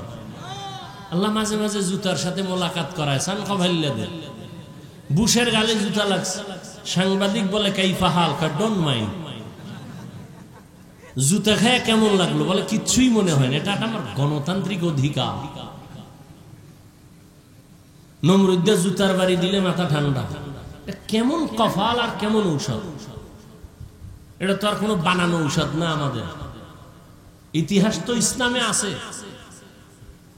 এখানে জুতার বাড়ি কে দিবে? আলাদা কর্মচারী রাখো, বেতন দিয়ে। কামি হইলো বেতন নিবে, জুতার বাড়ি না। জুতার বাড়ি দেয় একজন, দেয় ওর বাথরুমে যাওয়া লাগবে না তো? স্যার আমি বাথরুমে যাবো, আর একজন রাখতে হবে, আমি একা পারি না। এবার ডবল কর্মচারী, ওর কাজ কি? জুতার বাড়ি। নমরুদ্দের ডাক দিয়ে কয় যত জোরে মারবি বাড়ি, বেতন বাড়ায় দিবে। আল্লাহর কুদরত কত কঠিন! আল্লাহ চাইলে মুহূর্তে সব কিছু করে দিতে পারে। মুহূর্ত জীবনে কল্পনা যা হয় নাই, আল্লাহ তা করে দিতে পারে। আমরা এখন আনন্দে নাচতেছি, কি নাচতেছি না? আমরা যদি আবার সীমা লঙ্ঘন করি, তা আমাদের কল্পনায় নাই আল্লাহ এমন কিছু করে দিতে পারেন না? পারেন না? যেমন এই বাইতুল মাকদিস, ফিলিস্তিনের ইতিহাস আমি ছাত্রদের ক্লাস করাই। 100 বছর পর্যন্ত বনি ইসরাইল এত চালাক, মুসা নবী, ঈসা নবীর উম্মত, একদল ইহুদি আর একদল খ্রিস্টান। আল্লাহ এদের দিলেন নিয়ামত, নবীদের দেশ বাইতুল মুকাদ্দাস। এরা জুলুম শুরু করলো, নবীর গায়ে হাত তুললো। যেই জাতি নবীর গায়ে হাত তুলে, যেই উম্মত আলেমদের বিরুদ্ধে যায়, ওদের অভিশপ্ত জীবন নেমে আসে মুহূর্তের মধ্যে। যে যুগে নবী নাই, ওই যুগে উম্মতের পথ প্রদর্শক উলামায়ে কেরাম, সেই আলেমদের উপরে যখন কারো হস্তক্ষেপ হবে, তখন এটা আসমান থেকে ফয়সালা নেমে আসবে। আল্লাহ দেখেন না? দেখেন না? আপনাকে চৌক আছে দেখার মতো? আছে? থাকলে কোনোদিন আলেমদের বিরুদ্ধে লিখবেন না, বলবেন না। কোন আলেমকে কখনো বয়ান দিতে যাবেন না। খবরদার! এইভাবে করেন, ওইভাবে চলেন, আলেমকে এই চালাকি করে বয়ান দিতে যাবেন না। আপনি পথ প্রদর্শক নয়, উলামায়ে কেরাম পথ প্রদর্শক, ওয়ারাসাতুল আম্বিয়া। তারা নিয়ামত পাইয়া এত খুশি, এরা জুলুম করা শুরু করছে। এইবার আল্লাহ আরেক জালেমেরে ওদের মাথায় চাপায়া দিছে। এবার মজা বুঝ। এজন্য আমি বলবো, যাই করেন না কিছু, জুলুম যেন আপনার থেকে আমার থেকে প্রকাশ না পায়, সাবধান। যেই সমাজে জুলুম হয়, ওই সমাজে আর শান্তি থাকে না, আর বিচারের ফয়সালা আসমান থেকে চলে আসে। নমরুদের ফয়সালা হয়ে গেল। রহমতের নবী এমন এক টাইমে আসছেন, কন্যাদেরকে হত্যা করে নবী এসে নারীদের জন্য রহমতের চাদর বিছাইয়ে দিলেন আর বললেন, আমি শুধুমাত্র মক্কা আর মদিনার নবী না, আমি দো জাহানের সরদার, সমস্ত জগতের জন্য আমি নবী। আমার একটা ছেলে নাই, আমি 4 কন্যার বাবা। কয় কন্যার বাবা? নবীর ছেলে আছে, ছোটবেলা আল্লাহ দিছিলেন, নিয়ে গেছেন। এবার চিন্তা করেন, আপনার ছেলে একটা আছে, আপনি তো মনে করেন আপনার শক্তি বেড়ে গেছে। নবীর একটা ছেলেও নাই, নাই তো নাই, এর মধ্যে আবার কাটা গায়ে লবণ দিচ্ছে। মক্কার কিছু কাফেরেরা কয় মুহাম্মদের বংশ শেষ, ও মরে যাবে, বংশ শেষ হয়ে যাবে, ওর বংশ রক্ষার কোনো ছেলে নাই। নবীর দুঃখ লাগছে। আল্লাহ কয়, নবী আমি আপনার ডাইরেক্ট ছেলে না দিলেও এমন ব্যবস্থা দিছি, কিয়ামত পর্যন্ত আপনার প্রশংসা থাকবে সবার মুখে। ইন্না আতাইনা কাল কাউসার, আমি আপনাকে কাউসার দিলাম। কাউসারের এক অর্থ হলো রুহানি সন্তান।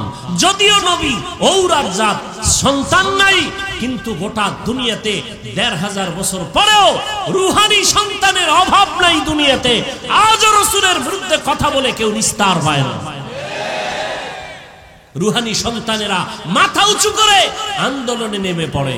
রাসূলের দুশমনরা কেউ মাথা উঁচু করে দাঁড়াতে পারে না, কোরআনের বিরুদ্ধে কথা বলে দাঁড়াতে পারে না, ইসলামের বিরুদ্ধে কথা বলে দাঁড়াতে পারে না, কিয়ামত পর্যন্ত পারবে না ইনশাআল্লাহ। এমন রহমতের নবী বলেন, আমি 4 কন্যার বাবা। আর কন্যার বাবাদেরকে বলে দিলেন, এই কন্যার বাবারা, একটা কন্যা পেয়েছো তো একটা জান্নাতের মালিক হয়ে গেছো। সুবহানাল্লাহ। 2টা কন্যা পেয়েছো, 2টা জান্নাতের মালিক হয়ে গেছো। তার মানে যারা কন্যা পাইছো, তোমার ঘর রহমতে ভরপুর হয়ে গেছে। তাসলিমা কয়, নারীদের উপরে আল্লাহ জুলুম করছে, আল্লাহ বড় জালেম। দেখেন কি পরিমাণ অপরাধের কারণে দেশেও আর থাকার কোনো সুযোগ হয় না। ভাইরা আমার, আল্লাহ পাক নবীর মাধ্যমে মক্কা নগরীটাকে এত সুন্দরভাবে সাজায় দিলেন। ওই আদর্শ আজকে যারা পালন করে ১৫০০ বছর পরে, আজও তারা শান্তিতে আছে, সম্মানে আছে। নবী বলেন, আমি 4 কন্যার বাবা। ও কন্যার বাবারা, একটা কন্যা যদি পাও, একটা জান্নাতের মালিক হয়ে যাবে। কন্যাদের অধিকার আল্লাহ বাড়ায় দিলেন নবীর মাধ্যমে। রহমতের নবীর 25 বছর বয়স। রহমতের নবী হিসাবে কত পাওয়ার। আবার আল্লাহ তাকে আলাদা স্পেশাল পাওয়ার দিলেন, নবীকে আলাদা। 25 বছরের কালে নবীর কত পাওয়ার যৌবনের। এই যুবকেরা, নাস্তিকদের জানায় দাও, 25 বছরের যুবক আমার নবী, তার শক্তি কত, যৌবনের পাওয়ার কত। যুবকেরা টের পাওনি? কি টের পাবো? মোবাইলে সব শেষ, সবগুলো হারবালের রোগী হয়ে গেছে, সবগুলো। 25 বছরের যুবক, ফুটন্ত গোলাপের মতো চেহারা, আর চেহারা সব কার্টুন হয়ে গেছে, কার্টুন। সারাদিন কার্টুন দেখতে দেখতে আর মোবাইলে সারা রাত সজাগ থেকে উল্টা পাল্টা রাস্তায় ঘুরতে ঘুরতে শরীর শেষ, যৌবন শেষ, জীবন শেষ, চেহারার মধ্যে কোনো নূর নাই। কে বলবে এই কথা? কে বলবে এই কথা? আর ওদিকে ওপেন চ্যালেঞ্জ দিয়ে রাখছে বাসের সাইনবোর্ডে লাগায়। উনি এমন বেহায়া, নির্লজ্জ। মানুষের লজ্জা শরম থাকবে না। রাসূল বলেন, লা ঈমানা লিমান লা হায়া আলা, যাদের লজ্জা নেই ওদের ঈমান নাই। যুবকরা এগুলো করতেছে, ওদিকে হারবালওয়ালারা সাইনবোর্ড, পোস্টার, মেয়েরা ঘুরে ঘুরে ঘুরে ঘুরে হ্যান্ডবিল বিলি করতেছে, লিফলেট বিলি করতেছে, ওপেন চ্যালেঞ্জ, এই সমস্ত বাজে কথা বলে। লজ্জা শরম কই গেল? মোবাইল তো আমরাও চালাই, আর এটা এমন একটা যন্ত্র, এটা ছাড়া চলার উপায় নেই। কিন্তু ভালো দিকটাকে আমরা গ্রহণ করি, খারাপ থেকে দূরে থাকি। এমনিই তো একটা টাচ মোবাইলের দিকে তাকায় থাকলে চেহারার কি ক্ষতি হয়, শরীরের কি ক্ষতি হয়। গুগলে ঢুকো, জীবন বর্তা আকামি করলা, আজকে একটু কিছু তথ্য নাও, তুমি তো ওখান থেকে শিক্ষার বহু কিছু আছে। তুমি যদি চাও মোবাইল থেকে অনেক কিছু শিখতে পারো। বড় বড় বিধর্মীরা মুসলমান হয় কেন? ওরা গবেষণা করতে করতে দেখে আল্লাহর খোঁজ পেয়ে যায়, যেন একজন সৃষ্টিকর্তা আছেই। না হয় এই যে কান্না করি, চোখ থেকে কি পরিমাণ পানি বের হয়, এই পানি কোথায়? হ্যাঁ, এগুলো চিন্তা করার বিষয়। দাড়ি ছিল না, হঠাৎ দাড়ি উঠতেছে, বাড়তেছে, চামড়া কাটো তো ভিতরে এগুলি কি পেঁচানো আছে কিনা, ওটা লাইন মতো বাড়তেছে, কেটে দেখবা কিচ্ছু নাই, অথচ বাড়তেছে। মহিলারটা তো বাড়ে না। তুমি গাভীর থেকে দুধ নাও 20 কেজি, কালকে সকালবেলা গাভীর ওলানটা কেটে দাও, দেখো তো কয় কেজি বের হয়। আর কেজির মেয়া গুল্লি মারেন, এক ফোঁটা আসবে নি। চিন্তা করেন তো। অথচ 20 কেজি দুধ 5 মিনিটে আপনার পাত্র ভরে যায়। আপনি ওলানটা কেটে দেন, এক ফোঁটা দুধ আসবে না। খায় ঘাস, বের হয় সাদা পিওর দুধ। রাসূল বলেন দুধ পান করো, গাভীর বরকত। কিতাবে দেখছি দুধ পানের মধ্যে 10টা রোগের ঔষধ আছে। এতটা দামি গাভীর দুধ, অথচ ওলান কেটে ফেলবেন, দুধ নাই। আল্লাহর কুদরত। এজন্য আল্লাহ কোরআনে বলেন ওয়াফি আনফুসিকুম আফালা তুবসিরুন, তুমি নিজের মধ্যে তাকাইয়া কি তুমি দেখো না আমি আল্লাহর কুদরত কেমন? মাইকে কথা বলতেছি, বিদ্যুতের চার্জ, ব্যাটারির চার্জ চলে যায়। আর জিব্বা নামের মেশিন দিয়া যে কত কোটি কথা সাপ্লাই দিলাম এই বয়সে, একদিনও তেল লাগলো না, পেট্রোল অকটেন কিছুই লাগলো না। গাল ব্যথা করে, মাথা ব্যথা করে, কপাল ব্যথা করে, চোখ ব্যথা করে, ঠোঁট ব্যথা করে। জিব্বা নামের মেশিন কখনো ব্যথা করে না, করেনি? বড় কঠিন। প্রধানমন্ত্রী বক্তব্য দিবেন,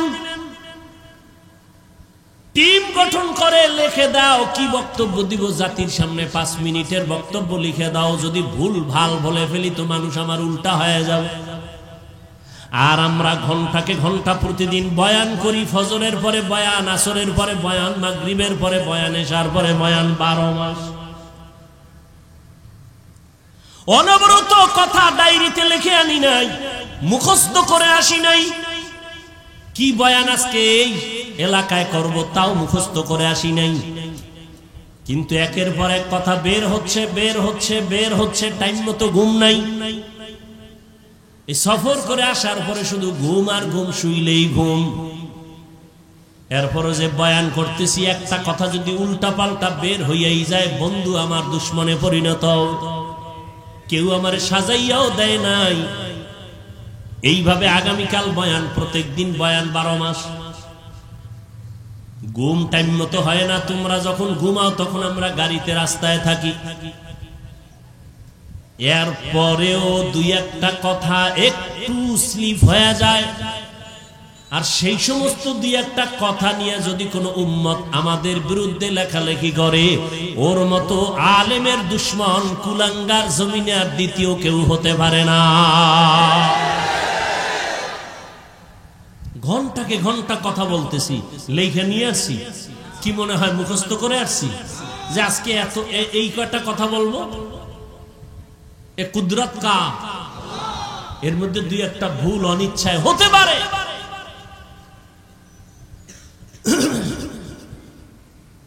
তুমি এইসা বলো না। তুমি এত বড় বুদ্ধিজীবী, লাকুম দীনুকুম ওয়ালিয়া দিন, বুখারীর হাদিস কইয়া লাইছো।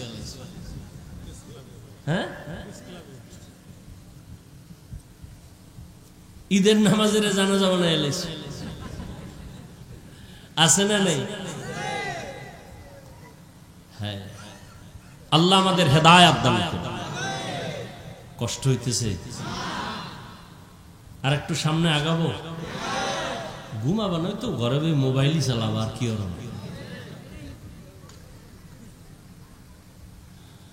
হায় হায় হায় হায়। ওয়ামা আরসালনাকা ইল্লা রাহমাতাল লিল আলামিন। এই যে এত বয়ান শুনো যুবক বাবারা, অন্তরে মায়া আছে না? মোহাব্বত লাগে না? এই বয়ান তো কোরআন থেকে বলতেছি, রসুলের থেকে বলতেছি। সেই কোরআন কেন পড়ো না? কোরআনটা কেন বুকে লাগাও না? আরবের দেশে যাও, দোয়া করি আল্লাহ সবাইকে একবারও যদি হয় বাইতুল্লাহ রসুলের রওজায় যাওয়ার তৌফিক দান করেন। আমিনও কয় না, পুরাটা কও আল্লাহুম্মা আমিন। মনে চাইনি? মদিনা যাইতে পারলাম না, মদিনা দেখতে পারলাম না, মদিনা যাইতে পারলাম না। আমি অসহায় তাই এত দূরে রই, শুধু সালাম জানাই, মদিনা যাইতে পারলাম না, মদিনা দেখতে পারলাম না। আরবের ভিতরে যাও, ওরা যারা গাড়ি চালায় ড্রাইভার, ওরাও কোরআন পড়ে। গাড়ি চালক অবস্থায় চালক চালাইতেছে আর তেলাওয়াত করতেছে। মিশরের জমিনে গিয়ে দেখো, ইউসুফ নবীর দেশ, মাঠে ময়দানে চাষাবাদের কাজ করে, জবানে সুন্দর তেলাওয়াত চলতেছে। আমার মাওলার কোরআন এত সুন্দর, এটা শুনতে যেমন মজা, দেখতেও তেমন মজা, পড়তেও তেমন মজা। কেন বাবা কোরআনটা বুকে লাগাও না? তুমি ইঞ্জিনিয়ার হও, ডাক্তার হও, কোনো বাধা নাই, হও, দোয়া করি, তবে আল্লাহর কোরআনটা সিনায় লাগাইও। আজকে কি তুমি দেখো নাই ভার্সিটির ভিসি নামাজের ইমামতি করে, তেলাওয়াত না শিখলে পারতনি? কথা কও। তুমি ডাক্তার হও, কিন্তু এমন সাহস তুমি রাখো তুমি মুসলমান, তুমি ডাক্তারির যোগ্যতা তোমার থাকে, যেখানে যাবে তুমি নামাজ পড়াবে, মধুর তেলাওয়াত শোনাবে, তখন সবার দিল থেকে দোয়া আসবে যে ডাক্তার হইয়াও তেলাওয়াত এত সুন্দর, ইঞ্জিনিয়ার হলেও তার তেলাওয়াত এত সুন্দর। এ যদি ইমামতি করার যোগ্যতা রাখে, জাতি শিখবে আর জানবে যে মুসলমানকে পিছে ফেলার কোনো রাস্তা নাই। তুমি ডাক্তার হও, ইঞ্জিনিয়ার হও, আল্লাহর কোরআন পড়ো, জুমার খুতবা দেওয়ার মতো যোগ্যতা তোমার ভেতরে অর্জন করো, নামাজের ইমামতি করার মতো যোগ্যতা অর্জন করো। ইমামতির যোগ্যতার সব থেকে বড় যোগ্যতা হলো বিশুদ্ধ কোরআনের তিলাওয়াত। আরবের ড্রাইভারেরা তেলাওয়াত করে, সাধারণ মানুষ কোরআন পড়ে। কোরআন শিখতে 20 দিন লাগে। কয়দিন? 20 দিন মানে 20 ঘন্টা। 20 দিনের 20 ঘন্টা লাগে।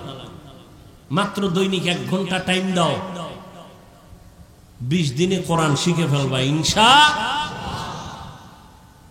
বহু সময় নষ্ট করছো এদিক সেদিক, কোরআন শিখতে 1 ঘন্টা টাইম দাও, ফজরের পরে না হয় এশার পরে, সুযোগ মতো দাও না, দেখবা আল্লাহর প্রতি মায়া, ইবাদতে মায়া বেড়ে যাবে। রহমাতুল লিল আলামিন নারীদের ইজ্জত রক্ষা করার দিকে বাবাদের বললেন নারীদের আর হত্যা করা যাবে না, কন্যা হত্যা করা যাবে না। নবীর আদর্শ বাস্তবায়ন করতে গিয়া দান শহীদ করেছেন। তারপরেও নবী কোনদিন জিদের বশবর্তী হয়ে রাগ করে কারো উপরে জুলুম করেন নাই। আর ওই নবীর আদর্শ পালন করে সাহাবায়ে কেরাম সারা দুনিয়াতে এত দৃষ্টান্ত স্থাপন করেছেন যে আজকে সাহাবায়ে কেরামের আদর্শ নিয়ে দুনিয়ার মানুষ তার জীবনকে সুন্দর করে।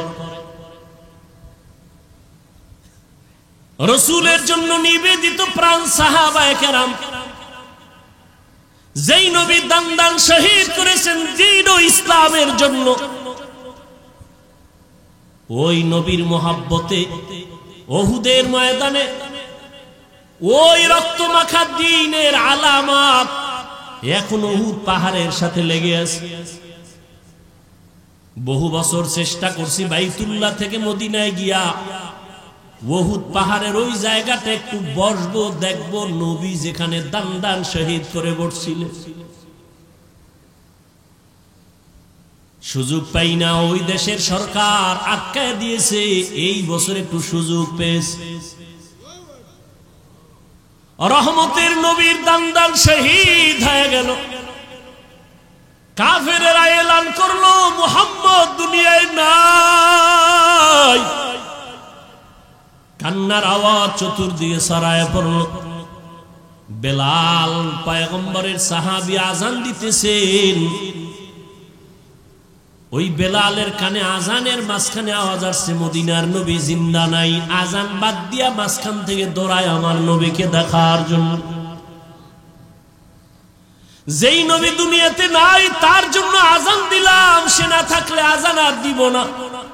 ঠিকই নবীর ইন্তেকাল যখন হয়ে গেল, বেলাল বলে আর মদিনায় থাকতে পারি না, আজান আমি দিয়া সহ্য করতে পারি না। সিরিয়ার জমিনে বেলাল চলে গেল। বেলালের কণ্ঠের আজান যদি না হয়, ফজরের অন্ধকার আলোকিত হয় না। যদিও 10 জন সাহাবাদের মধ্যে বেলালের নাম নাই, কিন্তু নবী কয় আমি জান্নাতে গিয়া বেলালের আওয়াজ পেয়েছি, হাঁটার আওয়াজ। হৃদয়টাকে এত পবিত্র পরিশুদ্ধ করেছে। ও যুবক, তুমি স্কুলে পড়ো, কলেজে পড়ো, তুমি ডাক্তারি পড়ো, ইঞ্জিনিয়ারিং পড়ো, হৃদয়টারে পরিষ্কার করো, নেফাকি দূর করো। আল্লাহর কোরআনের নূর সিনায় ঢুকাও। কোরআনওয়ালা উলামায়ে কেরামদের মোহাব্বত অন্তরে জায়গা করে নাও। বেয়াদবি আচরণ থেকে নিজেকে বাঁচাও। নবীজির মোহাব্বত অন্তরে ধারণ করো আর আল্লাহর কাছে দোয়া করো, হে মালিক, যেই নবীর এত গুণগান শুনি ওই নবীর রওজার পার্শ্বে দাঁড়া একটু সালাম দেওয়ার তৌফিক আমারে দান করো। ওই নবীর রওজায় গেলে চোখের পানি ধরে রাখা যায় না। যেই নবী গোটা দুনিয়া পাগল করে ওখানে আছেন, ওই নবীর দান শহীদ হয়ে গেল। নবী এত কষ্ট করলেন দ্বীনের জন্য। উহুদের পাহাড়ের পাদদেশে নবীকে নিয়ে যখন বসাইলেন হযরত আলী সহ ভিন্ন সাহাবায়ে কেরাম, ওখান থেকে ১৫০০ বছর হয়ে গেছে নবী নাই, এখনো মিশকের ঘ্রাণ পাওয়া যায়। ওই উহুদের ময়দানে ৭০ জন সাহাবা, এদের কবর ওখানে পাহারা দেয়। বাংলাদেশি কিছু বান্দা ওখানে আছে। উহুদের শাহাদাত বরণকারীদের এরিয়াটা বাউন্ডারি করে দিছে সরকার, ভেতরে ঢোকা যায় না। বাংলাদেশি সহ আরো অনেক আলেমরা পাহারা দেয়, ওই দেশের আলেম আছে। একজনে সেদিন বললেন, হুজুর আল্লাহর কসম, উহুদের এই ময়দানে যদি রাত্র 2টার পরে আসেন, মিশকের ঘ্রাণ বের হইতে থাকে। ওখানেই তো নবীর জন্য দ্বীনের নিসবতে জীবন দিয়েছে রাসূলের কলিজার টুকরা পন চাচা বীর আমির হামজা। যার কলিজা বের করে আবু সুফিয়ানের স্ত্রী হিন্দা চাবায়া চাবায়া খাইছিল। এরে নবীর উম্মতের দল, ও ইহুদের ময়দানে পয়গম্বরের আরেকজন সাহাবী হানজালা রাদিয়াল্লাহু তাআলা আনহু বাসর রাতে চলে আসছে। গোসল না করিয়া নবী নাই খবর শুইনা হাজির। ও আল্লাহর বান্দারা, তোমার নেতার বিরুদ্ধে নেত্রীর বিরুদ্ধে কথা বললে তুমি আন্দোলনে নামো, বিরোধিতা করো। নবীর বিরুদ্ধে কথা হয়, বলো তোমার আন্দোলন তখন কোথায় থাকে? ইসলামের বিরুদ্ধে, কোরআনের বিরুদ্ধে কথা হবে, মুসলমান আন্দোলন করবে না, ঘরে বসে থাকবে, এটা কখনো হতে পারে না। নবী নাই খবর শুনিয়া সাহাবায়ে কেরাম ঘর থেকে দৌড়ায়, হানজালাও দৌড়ায়। 70 জন সাহাবা শহীদ হয়ে গেছেন। নবী বললেন এদের তাড়াতাড়ি জানাজা পড়ে দাফন দাও, গোসলের দরকার নাই। যেই পোশাকে তারা মরেছে, শহীদ হয়েছে, এই পোশাকে হাসরের ময়দানে উঠবে। কিয়ামতের দিন এদের গায়ে রক্ত মাখা দেখবে। আল্লাহ ডাকবে, শহীদরা আসো, বিনা হিসাবে জান্নাতে যাও। হঠাৎ নবীর কানে একজন সাহাবিয়া মহিলা এসে বলেন, ইয়া রাসূলুল্লাহ, শাহাদাত বরণকারী সাহাবাদেরকে আপনি বিনা গোসলে জানাজা পড়ায় কবর দেন। একজন সাহাবী, তারে আপনি বিনা গোসলে কবর দিবেন না। হানজালা ফরজ গোসল অবস্থায় চলে আসছেন, গোসল করে নাই, শুনছেন নবী নাই, অমনি দৌড়ায় চলে আসছে তরবারি নিয়ে। নবী বলেন, খবর দাও, খুঁজো হানজালার লাশ, গোসল দেওয়া লাগবে। জিব্রাইল আমিন এসে নবীকে বলেন, ইয়া রাসূলুল্লাহ, যেই সাহাবী দ্বীনের নিসবতে আপনার মোহাব্বতে ফরজ গোসল বাদ দিয়া চলে আসছে বাসর ঘরে বিবির মায়া ছাড়িয়া, ওই সাহাবীর গোসল আল্লাহ জান্নাতের পানি দিয়া ফেরেশতার মাধ্যমে করায় দিয়েছে। এরে যুবক, আল্লাহর গোলাম, ওই সাহাবাদের আদর্শ অন্তরে লালন করো। এখনো সময় আছে, তওবা করে নাও। বিজয়টা তোমার কেমন তুমি ভাবনি? ইমানদারের ভাবনা বেঈমানের ভাবনা কখনো এক না। একজনে আমার মুমিনের সালাম দিয়া কয়, কেমন আছেন? বলে, আমার ইমানের হালাত ভালো, তো আলহামদুলিল্লাহ আমি ভালো আছি। আমার ইমান আমলের হালাত খারাপ, তো আমি বলতে পারি না ভালো আছে, আমি বড় খারাপ আছি। আর তোমার চিন্তা চেতনা, তোমার বাড়ি আছে, গাড়ি আছে, টাকা পয়সা, ব্যবসা ভালো, তুমি ভালো আছো। নামাজ যে পড়লা না, এই বিষয়ে তোমার ভালো মন্দের কোনো বিচার হলো না। এখনো সময় আছে, তওবা করে নাও। আল্লাহর কাছে অন্তর খুলে তওবা করো। হে মালিক, তোমার নিয়ামতের হায়াত না থাকলে বাঁচার উপায় নাই। তোমার নিয়ামতের নিঃশ্বাস যদি বন্ধ হয়, আর উঠাইতে পারবো না।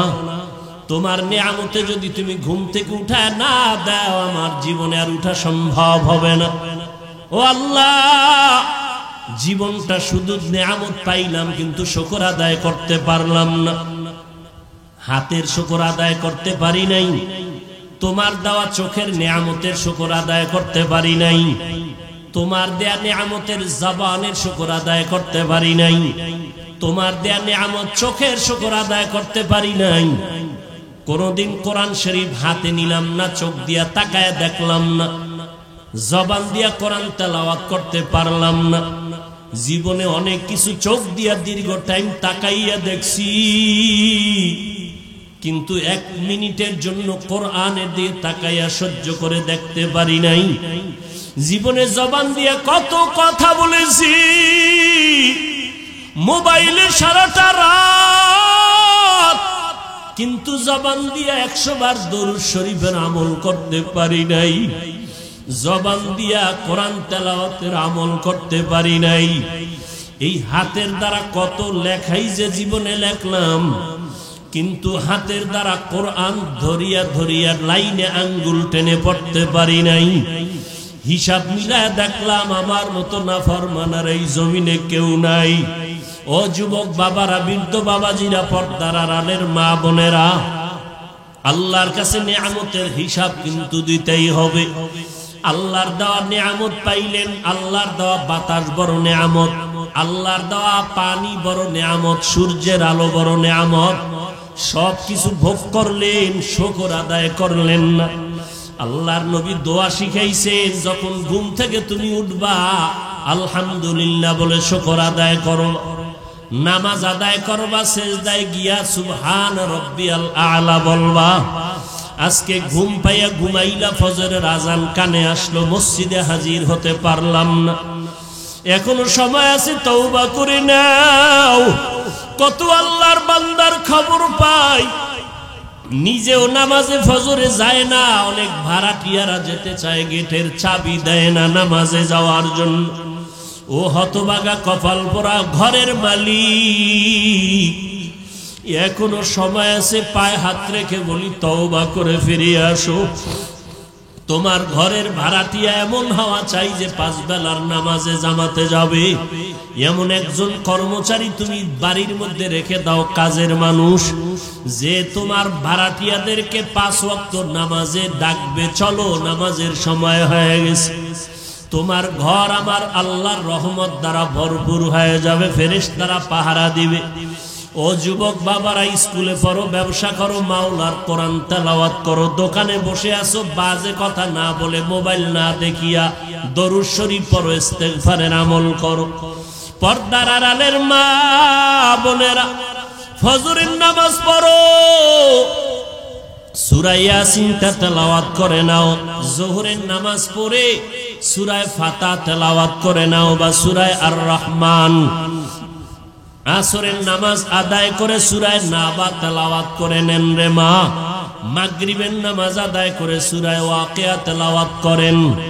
এশার নামাজের পরে মা সূরা মুলক তেলাওয়াত করেন। 5 বেলার নামাজে 5টা সূরার আমল। নবীজির মোহাব্বত নিয়া ওযু সহকারে নির্জনে বসিয়া কমপক্ষে 100 থেকে 300 বার দরুদের আমল করেন। ইনশাআল্লাহ আমি চ্যালেঞ্জ করে বলবো, আল্লাহ পাক যদি কবুল করেন, দরুদের আমলের বরকতে মুসিবত দূর হবে।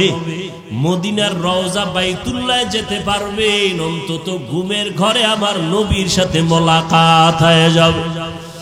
এখনো সময় আছে, তওবা করে আমার আল্লাহকে মনে মনে ডাকেন। আমার আল্লাহ তো আপনার অন্তরের দিকে তাকায় আছে রে গুনাহগারেরা, কখন তুই একবার আল্লাহ বলিয়া ডাক দিবি, কখন তুই গুনার কথা স্মরণ করে 2 ফোঁটা চোখের পানি ছেড়ে কাঁদবি। ও যুবকেরা, অন্তরটা যদি একটু নরম করতে পারো, তোমার আমার মতো কত যুবকের জীবন চলে গেল। পানির নিচে যুবকের লাশ, গাড়ির নিচে যুবকের লাশ, এই আন্দোলনে কত যুবকের লাশ চলে গেল। ও আল্লাহর বান্দার, আগুনে পুড়িয়া কত লাশ চলে গেল, পানি বন্যায় কত মানুষ চলে গেল। তুমি আমি রাতের বেলা ঘুমাইব, রাতের বেলা ঘুমের পরে সকালে উঠার কোনো গ্যারান্টি নাই। ঘর থেকে বের হয়ে যে রাস্তায় যাও, ঘরে আসার কোনো গ্যারান্টি নাই। ও আল্লাহর বান্দারা, এখনো সময় আছে, 2 ফোঁটা চোখের পানি ছেড়ে গুনার কথা স্মরণ করে তওবা করো। মনে মনে আল্লাহকে বলো, আল্লাহ তোমার কোরআনটা বুকে লাগায় জবানে তেলাওয়াতের তৌফিক দাও। স্কুলে পড়ো, কলেজে পড়ো, চাকরি করো, বাধা নাই, কোরআন তেলাওয়াত বন্ধ করবা না। মনে মনে আল্লাহকে বলো, আল্লাহ আমি স্কুলে পড়ার কারণে কোরআন থেকে অনেক দূরে সরে গেছি, আজকে থেকে আমি চেষ্টা করব তোমার কোরআনটা শিখার জন্য, তেলাওয়াতের জন্য। ও আল্লাহ, আমি স্কুলে পড়িয়াও নামাজ আর ছাড়ব না। আয় আল্লাহ, জবানকে হেফাজত করব।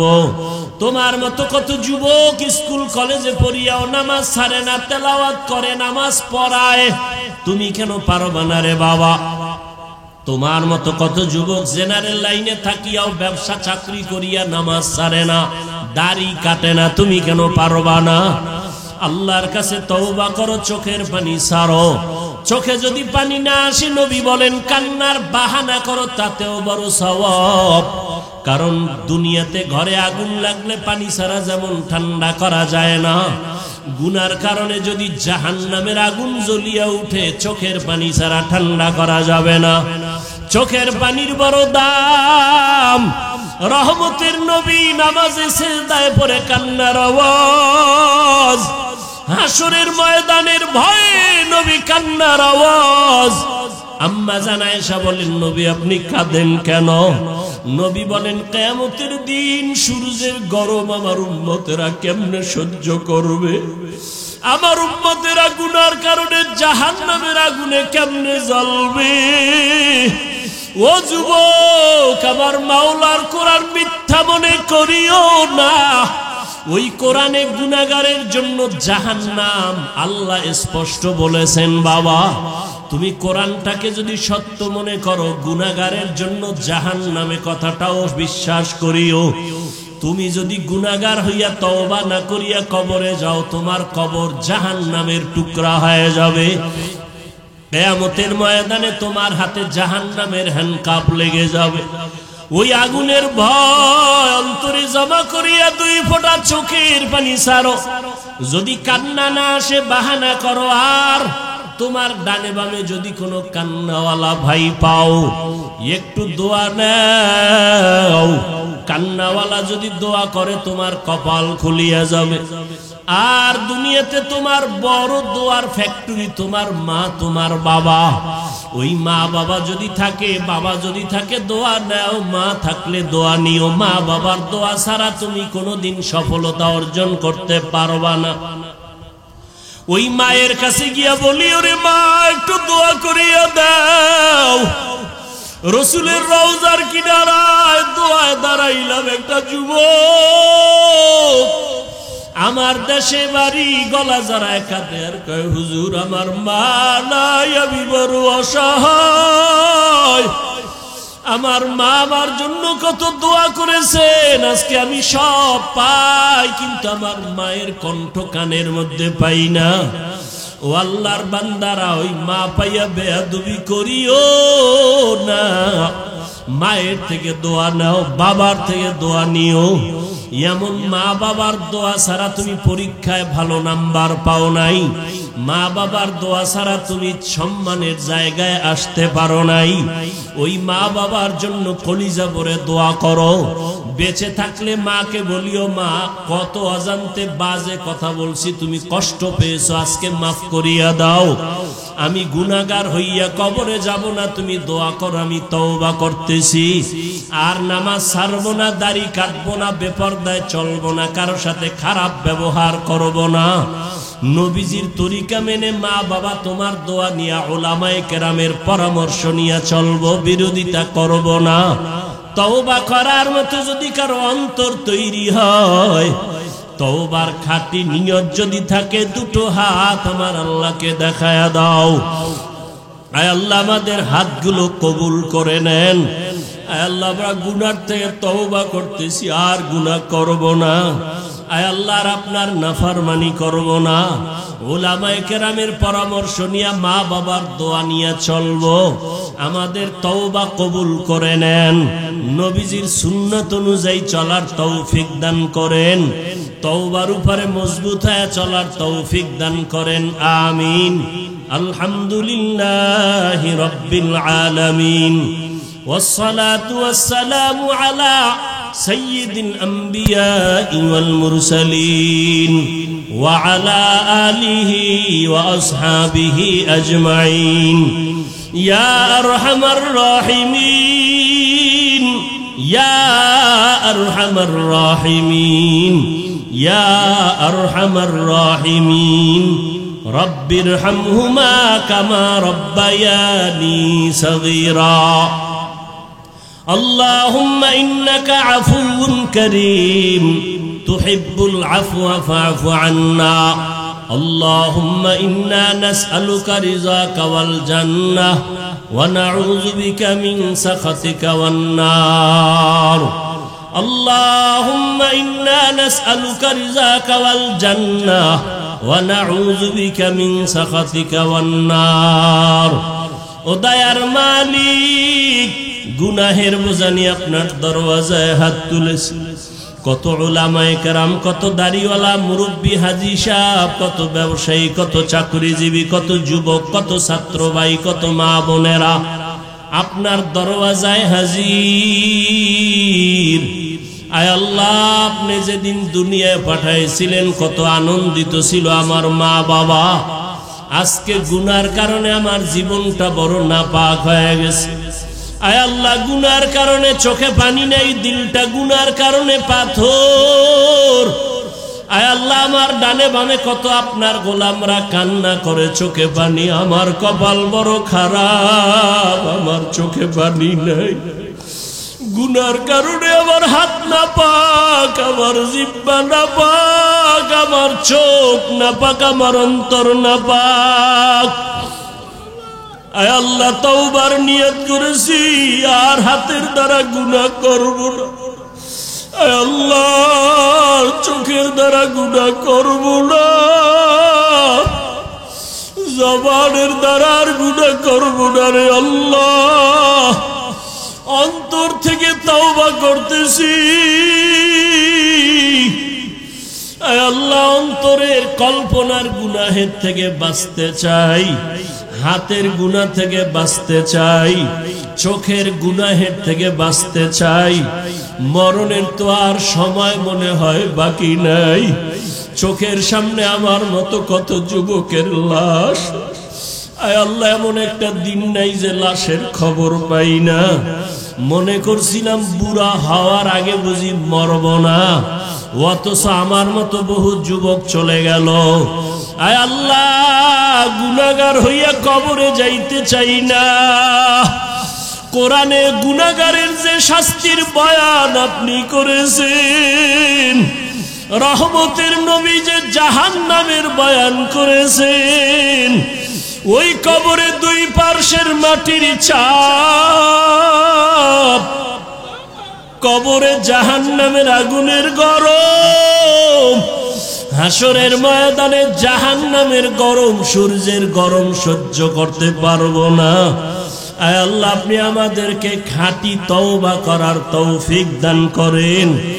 আয় আল্লাহ, গুনাহ মুক্ত হইয়া চলার তৌফিক দান করেন। আয় আল্লাহ, মাহফিল আপনি কবুল করে নেন। আয়োজনকারী, সহযোগিতাকারী, দান সদকাকারীদের কবুল করে নেন। এলাকায় শান্তি দান করেন আল্লাহ। ব্যবসা করে, চাকরি করে, বরকত বাড়ায়া দেন। আয় আল্লাহ, আমার কলিজার প্রত্যেকটা যুবকের দিনের খাদেম বানায়া দেন। আয় আল্লাহ, পর্দার আড়ালের মা বোনদের আবেদা পর্দানিশী বানায়া দেন।